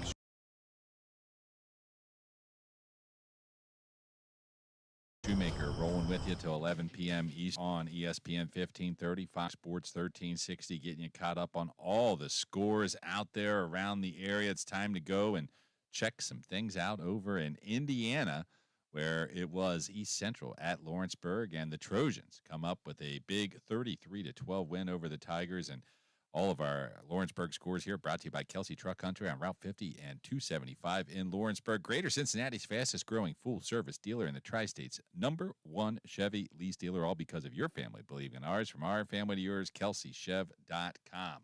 Let's get out and talk to the winning coach of this contest. Joining us here again on the program from East Central, the now 1-0 Trojans. It's Jake Miners back with us. And Jake, happy Friday to you, my friend. Congrats on this big win. Your guys' 28th straight victory over your rivals. Pretty impressive there. You played at East Central. You're coaching there now.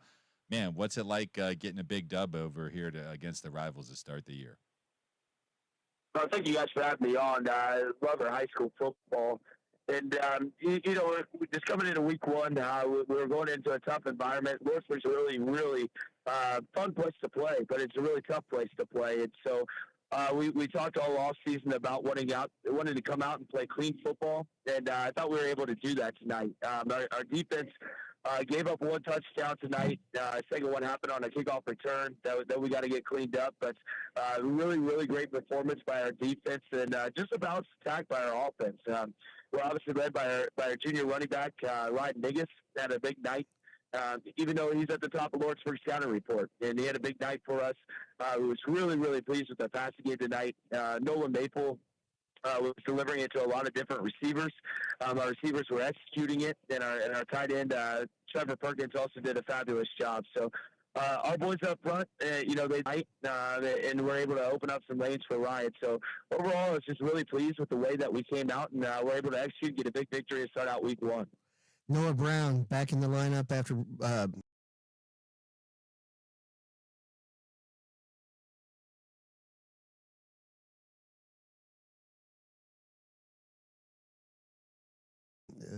how great was it to have a player like that back on your offensive line?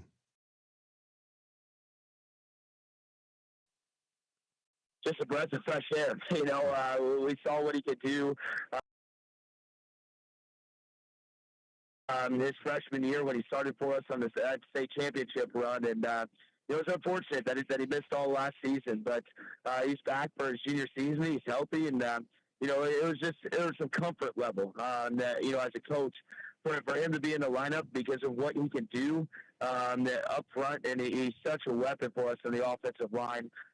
It was a big moment for him to get through the scrimmages, you know, get there healthy, get to week one, arrive at week one healthy, and be able to play the full game tonight.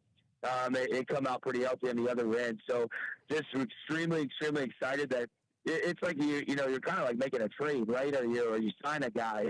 You know, you get an experienced guy back on your offensive line, and just what that does to the five guys up front. It's just incredible, and really looking forward to seeing him play this year. Jake, as you look at the team, I mean, you guys been working hard all summer, obviously putting in the time. What do you think? I mean, as you look at him now, obviously one game under your belts, but if something's gonna have to be better than it is right now for you to get to where you want to go, what do you think that would top that list? Hands down on special teams tonight. We were pretty clean at times, and then not so clean at other times. We had two bad holds tonight in the PAT game, and we gave up a long kickoff return for a touchdown. So we got to clean up some of that stuff. We got to clean up some of the penalty issues. But those are honestly week one things, right? I mean, you try to prepare the best you can all off season, but then when you're going out in the environment, when all the fans cheering, you know, it's a different type of environment. So we got to clean that stuff up for sure. But overall, I'm really pleased with how we played tonight. Next week you got Harrison, and that's the World 74 battle. A lot of these kids play summer league ball against each other, and they know each other really well. Another fun game. Talk about having those two games, Lawrenceburg and Harrison, at the top of your schedule, because it really does a lot to make you learn a lot about your team early on, doesn't it? No doubt, no doubt. Just two tough opponents right out of the gate. And normally our week 3 opponent's pretty good too. Mm-hmm. So, but 2 rivalry games right out of the gate. Our guys, they've been looking forward to week 1. They've been looking forward to playing Lawrenceburg, but I think they've really been looking forward to shopping it up against Harrison again. They got us late in the game last year. They scored a touchdown late, and were able to pull off the victory. So our guys are looking forward to get back on the field. We got them at home this year, so we're on Trojan Field. And our guys are just looking forward to it. But, football-wise, Harrison's a heck of a football team. A lot of different ways. We know each other so well because we compete with each other from kindergarten on up in football. So our guys really know each other. There's a few East Central grads. Derek Riech, their head coach himself, is an East Central grad on their coaching staff. So a lot of crossover between the two, and so we're really looking forward to it. But we gotta learn from week 1, and we got to be better going into week 2. Well, Jake, best of luck to you. We appreciate you taking a few minutes out here tonight. We'll let you get back to it, and we'll all be looking forward to next week's big rivalry matchup. Thank you. Always appreciate you guys. There you have Thanks, it, Jake. Miners, they win tonight, East Central, 39-12 over Lawrenceburg. Let's get out and check out some of these other Indiana scores, Shu, while we're over in the EIAC. Milan takes care of Rushville, 41-18. Batesville, 21-14 over Triton Central.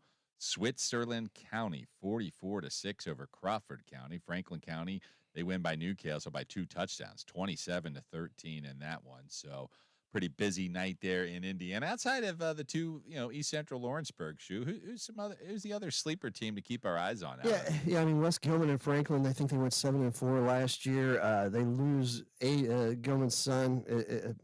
He graduated, but he was a great two-way player for them. Look for Franklin County. Another coach. Now Greensburg went 0-10 last year, but Coach Sleeger, he played at East Central as well. He comes over. I think he comes over from Rushville, I think it was Rushville, Connorsville maybe.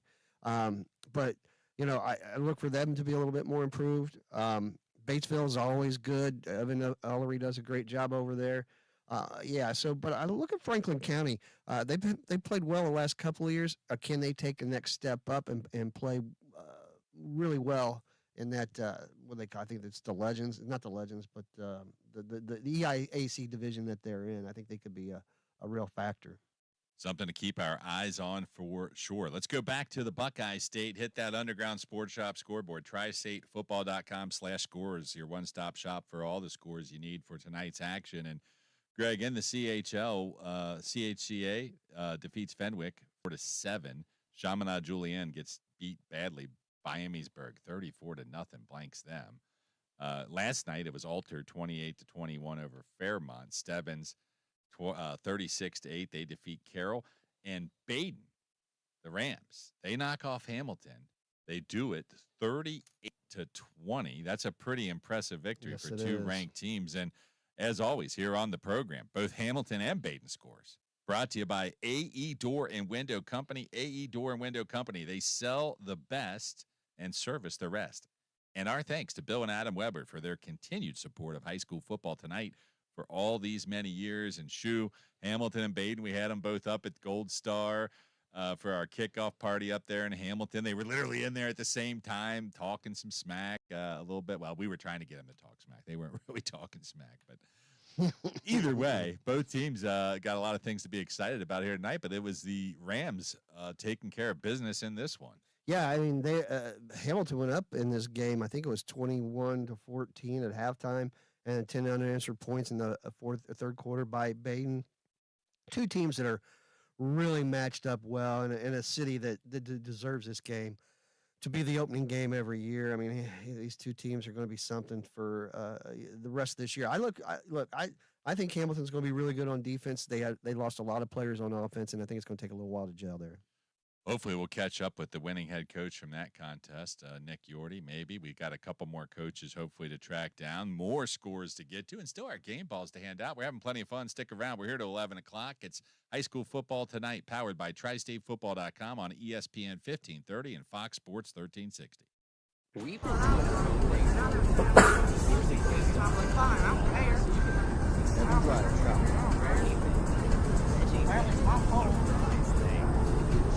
years All right, thanks for letting me know. I can't believe this is a thing. This week. No, this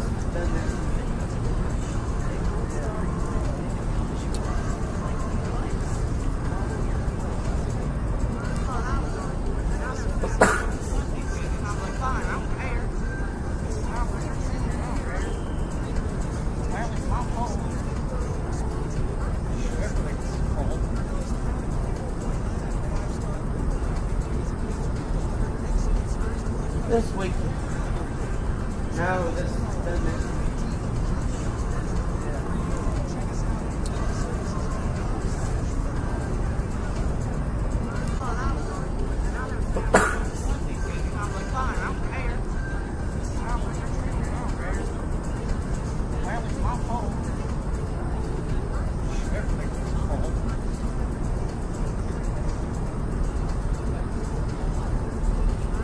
this week. No, this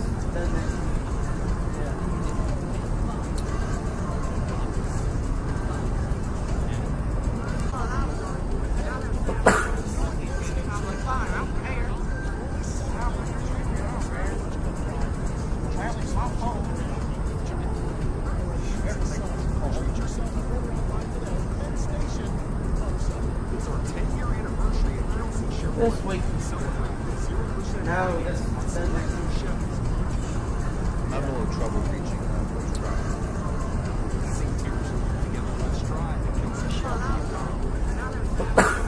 I said I'm having a little trouble reaching Coach Dryer.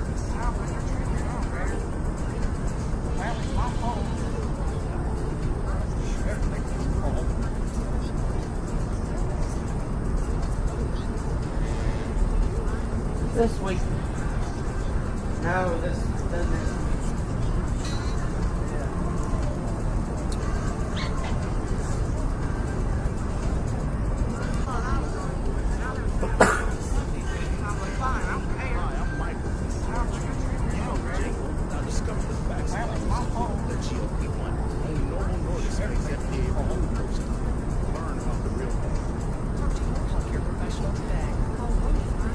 this week. No, this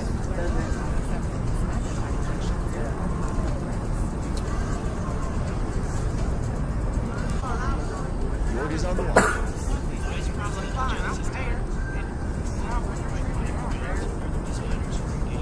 Absolutely, that's what I'm here for.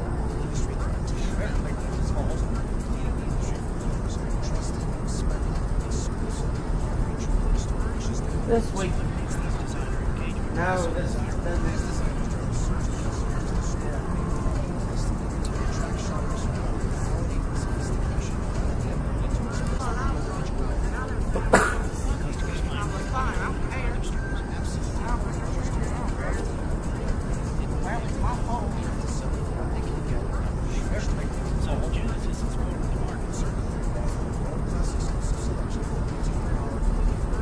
this week. No, this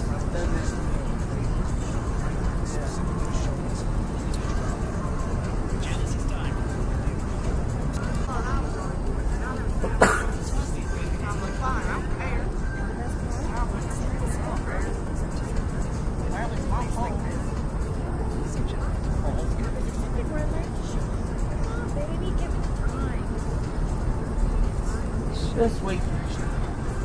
No, this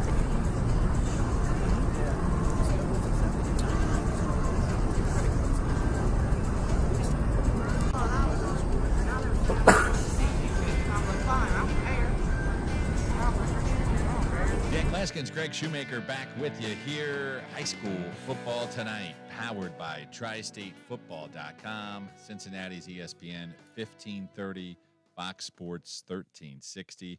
Big thanks out to our producer tonight, Joe Waddell, as well as Haley Vallandingham from our live stream over there at our NKU class that does a great job. Friday Football Live. If you're not following TGIF Friday on Twitter, their Red Zone show is off the hook. Wes Akers, this whole class, really proud to be back with them for a second season there. We'll be streaming the show on our YouTube channel here real soon as well. But right now we got to get out to our next head coach. We were talking about it before the break.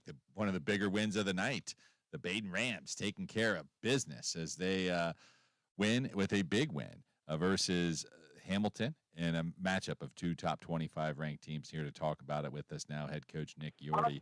And Nick, big one here tonight. Big one for you guys on a road not too far from home. But talk about what was the keys to your victory in this one. Oh, man, we got off to a great start. We returned the opening kickoff, which was huge. Kind of got our kids, really fired up.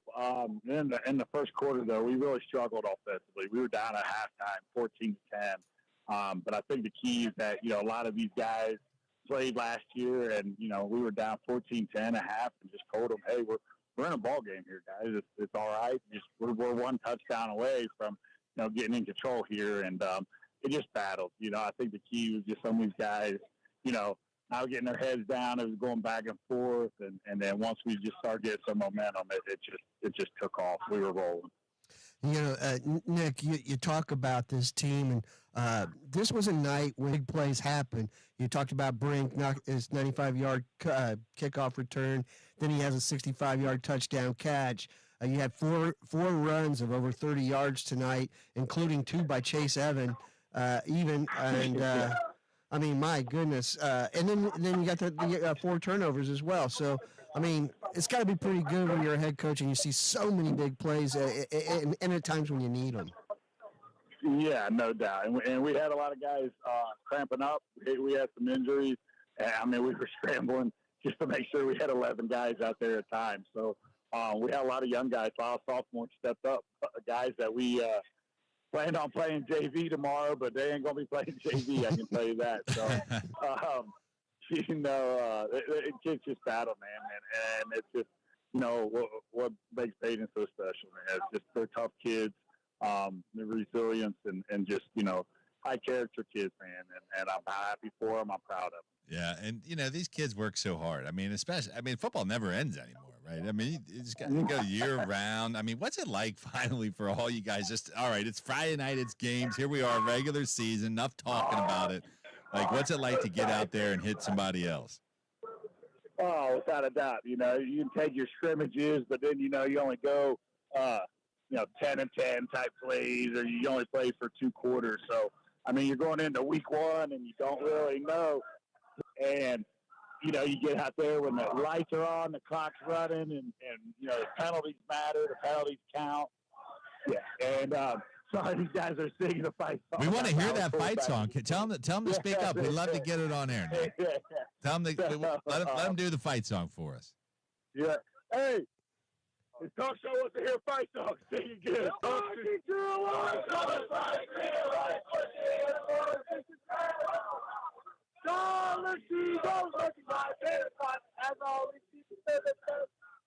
They lose track in the middle. Hey, you know what? Tell them. Thank God they play football well, because I don't think they got it in the choir. We're beat up a little bit right now. We're tired. They're complaining about film tomorrow. You know what? We'll make it happen. We appreciate the time. Best of luck next week. Congrats on this big win. Thanks a lot, guys. Appreciate the phone call. Always good to talk to you, Nick. Talk to you soon. All right. Nothing better, Shu, than the bus ride home with the winning teams. Bus rides are always the best, aren't they? That's a good bus ride home. And that's a short bus ride, but boy, that's a huge win.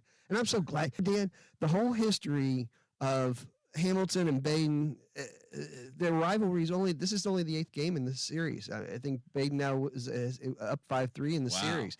But it's been rekindled. And it is absolutely becoming one of the fun first week of the year games. No doubt about it tonight. There's been so many great games. We haven't talked about many of them. So let's go out to the scoreboard, Greg, and conference by conference, just run through it. We'll start on some of the conferences where we haven't spent as much time here tonight. Let's go to the Cincinnati Hill. 32 takes down Belmont. That's a Division 6 team beating a Division 2 team. That's going to look good come playoff time if they can get a couple more wins. That's a nice thing there. And, we've seen this from Deer Park before. They can play ahead of their levels there at times. Tucker does well. Indian Hill 30-7 over Roger Bacon. Batavia 42-14 victors over Madeira. Claremont Northeastern falls to Marymount 33-6, and it's Williamsburg taking down Reading 38-7. In the ECC tonight, we already talked about Anderson and Cooper 52-10. The Raptors win there. 34-14 is how bad Harrison beat Loveland. It was 20-5 Lebanon over Northmont. McNick 34, Turpin 28. What's your thoughts on this contest, Greg? Two pretty closely contested teams, apparently. Which one was that one? Turpin? McNick and Turpin. 34. Yeah. So what did the final end up on? 34-28 Rockets. Wow. Yeah, that's a good showing for Turpin. I know they said they were going to be better than they were last year, but man, that McNick team's pretty good. Now they lost quarterback Braden Bobo, so that's something that they got to take a look at. And Dan, one of the scores we didn't talk about was Taylor fell to Talawanda. We had Talawanda back out at our. That was the next one. I was getting ready. You're jumping my gun. I was really shocked at that one. That's hey, a Talawanda had some swagger at that TSF kickoff party out there. Yes, they did. And good for Andy Stuckert. That's a huge win. Taylor, I expected him to be a contender to really do well in the CHL this year. Yeah. Another game we haven't talked about at all, which was a good one tonight, Greg. Winton Woods winning 21-14 over Springfield. This Warriors team, another team we had at that kickoff party, and man, I'll tell you right now, they're poised for a big run. Yeah, they're going to be great defensively. And Bryshon Brown, the quarterback, he's put on some weight this offseason. He looks good. He's a Northern Illinois commit. He looks good. And he looks confident as a leader. I've actually had the chance to talk to him twice this offseason, and I really like the kid and where he's going. I think it's going to be a big year for Winton Woods. CMAC Hughes takes care of Dunbar last night, 20-0. Schroeder won last night, 33-18. Tonight, Withrow, 35-0 victory over Milford. Withrow's a team, Greg, that definitely is going to make some noise this year. Woodward falls to Afric-Centric, 72-0. Cedarville, 16-12 over Cincinnati College Prep. Taft, they win 37-0 over Jeffersonville. Walnut Hills over Western Hills, 27-24. That's a good one. New Miami, Gamble Montessori, and Clark Montessori and Aiken, they'll all play on Saturday. In the Miami Valley Conference, Cincinnati Country Day, 7. Summit Country Day, 6. That was a barn burner, wasn't it? That was a barn burner. And let's not forget about our Southern Buckeye Conference. New Richmond, 53-34 over Bethel Tate. It was 35-13 as Clinton Massey took down Waynesville. Blanchester falls to Greenview, 40-6. Hillsborough over Western Brown, 34-22. East Clinton downed by Huntington, 50-6. Wilmington, 14-10 winners versus Northwest. And Edgewood and Oak Hills. This was a good game. Oak Hills, 21-20 edges Edgewood. Preble Shawnee, 35-18 over Middletown Madison. Goshen, 34-14 over Monroe. And as we already talked about, I should say, Wyoming took care of Ross, 24-21 there. Any closing thoughts on those Ohio scores? The Goshen game over Monroe is a bit of a shocker to me. Very young Goshen team. They only have 8 seniors, a lot of juniors that played a lot last year, and a lot of injuries too. So they didn't really get a chance to gel. So this is an interesting team to watch. I do think there's a lot of talent in that junior and sophomore class of Goshen, but this is a really big win. To beat Monroe like they did is pretty impressive, considering the way they ended last year. Yeah, and Shu, you look at our rankings, the preseason top 25, top Blitz 5, top 20. You look at those top-ranked teams. I mean, Moeller, they play tomorrow, obviously. St. Xavier, Lakota West both play well. Princeton plays tomorrow. Anderson did their part. Winton Woods, Elder. Cooper, I mean, they came in here at 8, Ryle at 9, Covcath at 10. Cooper, falling as they did, and Ryle beating Covcath, those things are going to shake up. You had Highlands. You got 4 Northern Kentucky teams. Mm-hmm. We're going to get out Kentucky in a little bit, but, I mean, if you look at the teams from, 13 down, I mean, any team here that did something tonight that thinks, they're on the way of moving up. Definitely Baden. I mean, that's a huge win tonight, and anytime you can beat a Division I team like that, I like Baden maybe to move up some. Withrow could be a very interesting school. Savion Davis, the quarterback there, threw for 200 tonight, ran for 120, and with a touchdown passing, and the wide receiver. They're a young team, but they also got some good balance. Keep an eye on this Withrow team. They played a lot of very good teams in the last 2 years, and they're not afraid of anybody that they come up against. So let's keep an eye on Withrow. Taft is going to be fantastic again, and they could make it into the top 10 eventually with all that talent that they have. Yeah, so it's going to be interesting shake-up. Our Blitz 5 Top 25 comes out each week over there at TriStateFootball.com. A big thanks goes out to all of our sponsors at TriStateFootball.com, proud supporters of high school football. Our company partners include Gold Star, follow your own recipe, Mellow Window and Carpet Cleaning, the best in residential cleaning services, and the Underground Sports Shop, showcasing pride on and off the field. A reminder, tonight, WLWT is live at 11 with all the scores and highlights from across the area. Join Charlie Clifford and Jaron May tonight at 11 for Blitz 5 on WLWT Channel 5. Greg and I will take a break. When we come back, we'll put the exclamation point on the Week 1 edition of high school football tonight. We're going to hand out some game balls. Check those Kentucky scores one more time. We'll do that as we roll with you at 11 o'clock right here on Cincinnati's ESPN 1530 and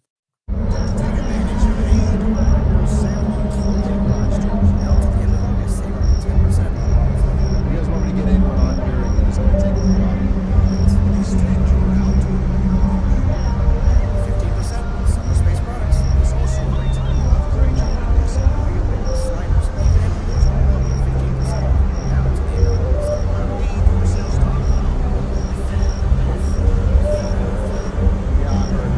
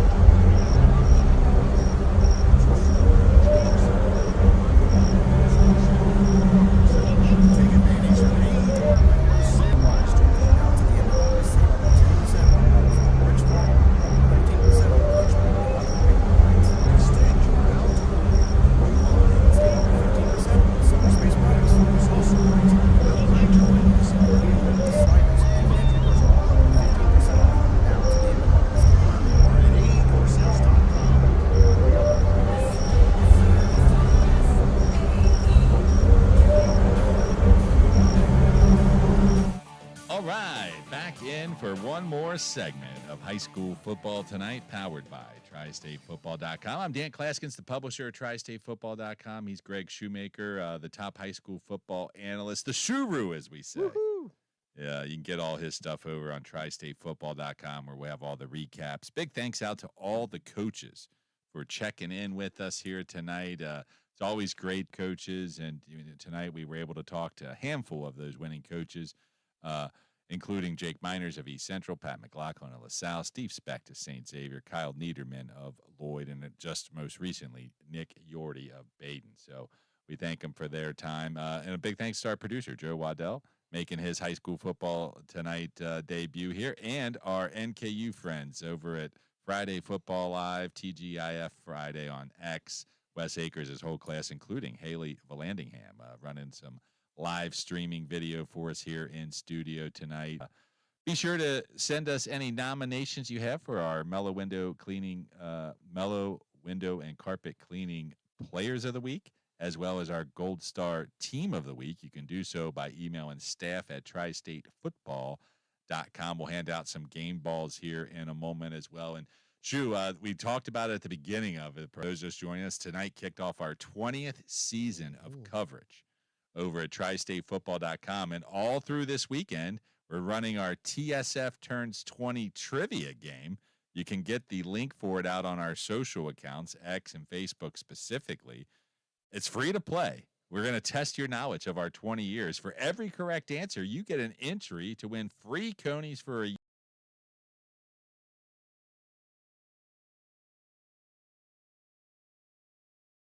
year.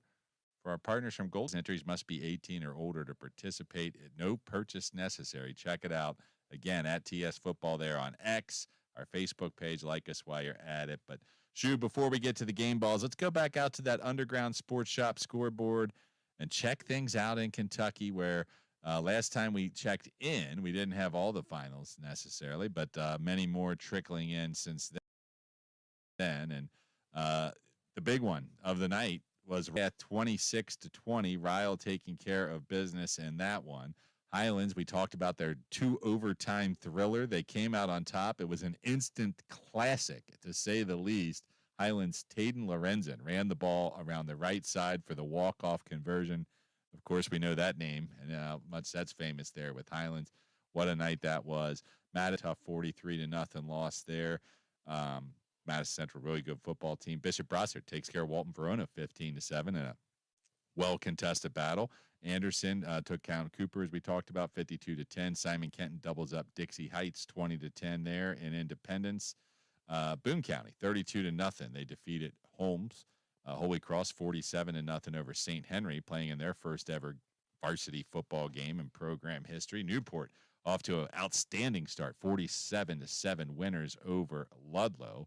Lloyd Memorial over Newport Central Catholic 47-14. Scott loses to Campbell County on this Friday night 8-40. Shu, before we get to game balls, Scott lost to who? 58-40. Campbell County. Holy cow! What a game that one was. 98 points. Out of those two teams. I'm glad I wasn't tracking the scoring summary on that one, but it was probably fun to watch. But Northern Kentucky, really, I mean, we talked about the top-heavy teams clogging up the top 12 or so of the rankings there, but after a few down seasons, last year was on the right track. This year's going to be a great season of Grass State. I think so. There's a lot of talent, Dan. There's a lot of Division I talent over there now, and look, Kev loses tonight, but in the end, they're going to be playing Highlands for that Class 4A state title at some point. Having them back in the same class is going to be a lot of fun. I will miss the Cooper Highlands rivalry that developed these last few years. I am looking forward next week, though, to be watching both those teams. We'll be out at the Blitz 5 game of the week.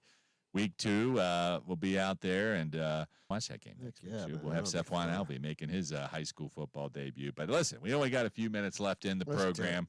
Let's end it like we always do. We're going to hand out some game balls. And, Shu, I'm going to start us off here because it was a pretty monumental night over, as I said, in Oak Hills with that big win. But they had senior linebacker Max Rhodes.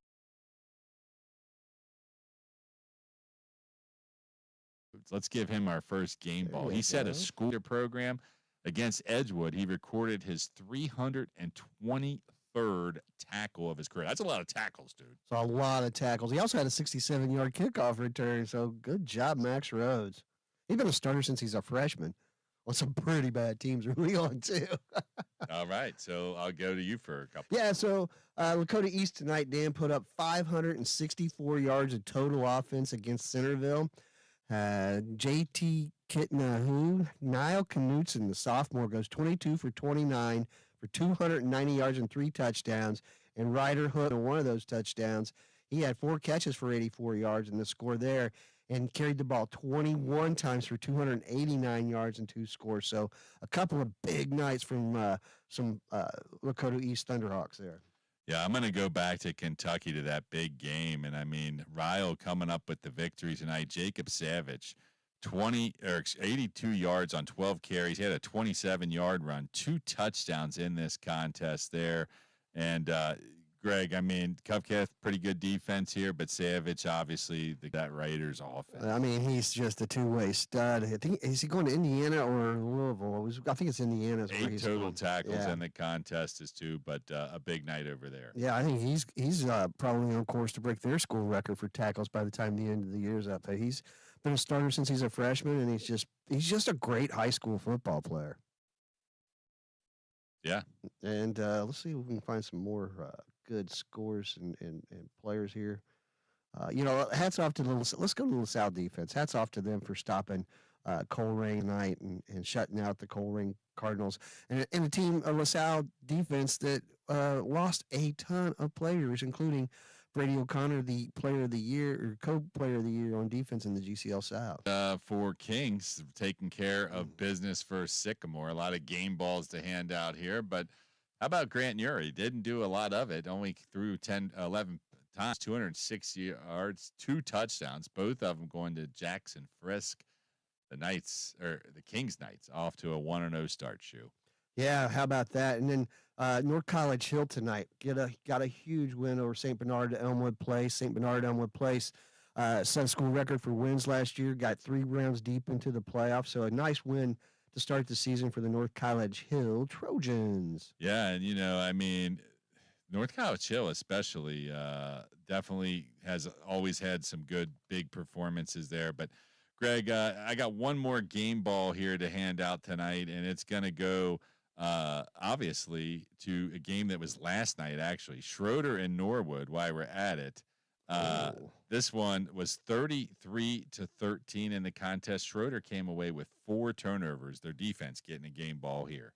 Yeah, that's a good job. And then let's go with James Brink for Baden. He had a 95-yard kickoff return to start the game and had a 65-yard touchdown catch. So James Brink at Baden, a big reason for their win tonight. Yep, and one last time, we'll go over to the Elder Panthers defense. We talked about it earlier. They held their opponent, Mount Zion Prep Maryland, 4 yards. We'll give them a game ball, and we'll give Aaron Talon a game ball because he finished with 3 rushing touchdowns in the victory. A big night there at the pit. Gotta like that, and that's a great way to end the night, I think, Dan. Look, St. Xavier was awesome tonight. We talked a lot about the GCL South and their 3 big wins. Now can Muller make it a 4th tomorrow? What kind of team is Princeton going to put out there? There's been some. Not over yet. The number 1 ranked team in the city still has to play football. We'll be tracking it for you. Be sure to follow tristatefootball.com. Check out our brand new look as we kick off our 20th season of coverage. Shoo, I don't know if we'll get as nice as weather next Friday as we did tonight, but dude, this was pretty good week 1. Pretty nice weather, some great games, a smooth show. It's been a lot of fun, Mike. And we can't wait to see what happens next week. Because you know what they say, teams always get better from week 1 to week 2. So let's see what happens. Be sure to check out our YouTube. You can get the show streamed live there, as well as our Monday night TSF Rewind, our Wednesday night TSF Game Plan, all of our post-game interviews. We'll check it out. We got a lot of stuff to get to. If you have any players or coaches, you can send them to us on X or staff@tristatefootball.com. For all of us here, for Greg Shoemaker, Dan Klaskins, and all of us at tristatefootball.com, we'll see you next time on High School Football Tonight on ESPN 1530. This is Fox Sports 1360. All right, thanks, guys. Nice job. The home of Dan Patrick and Colin Cowherd. This is Fox Sports 1360.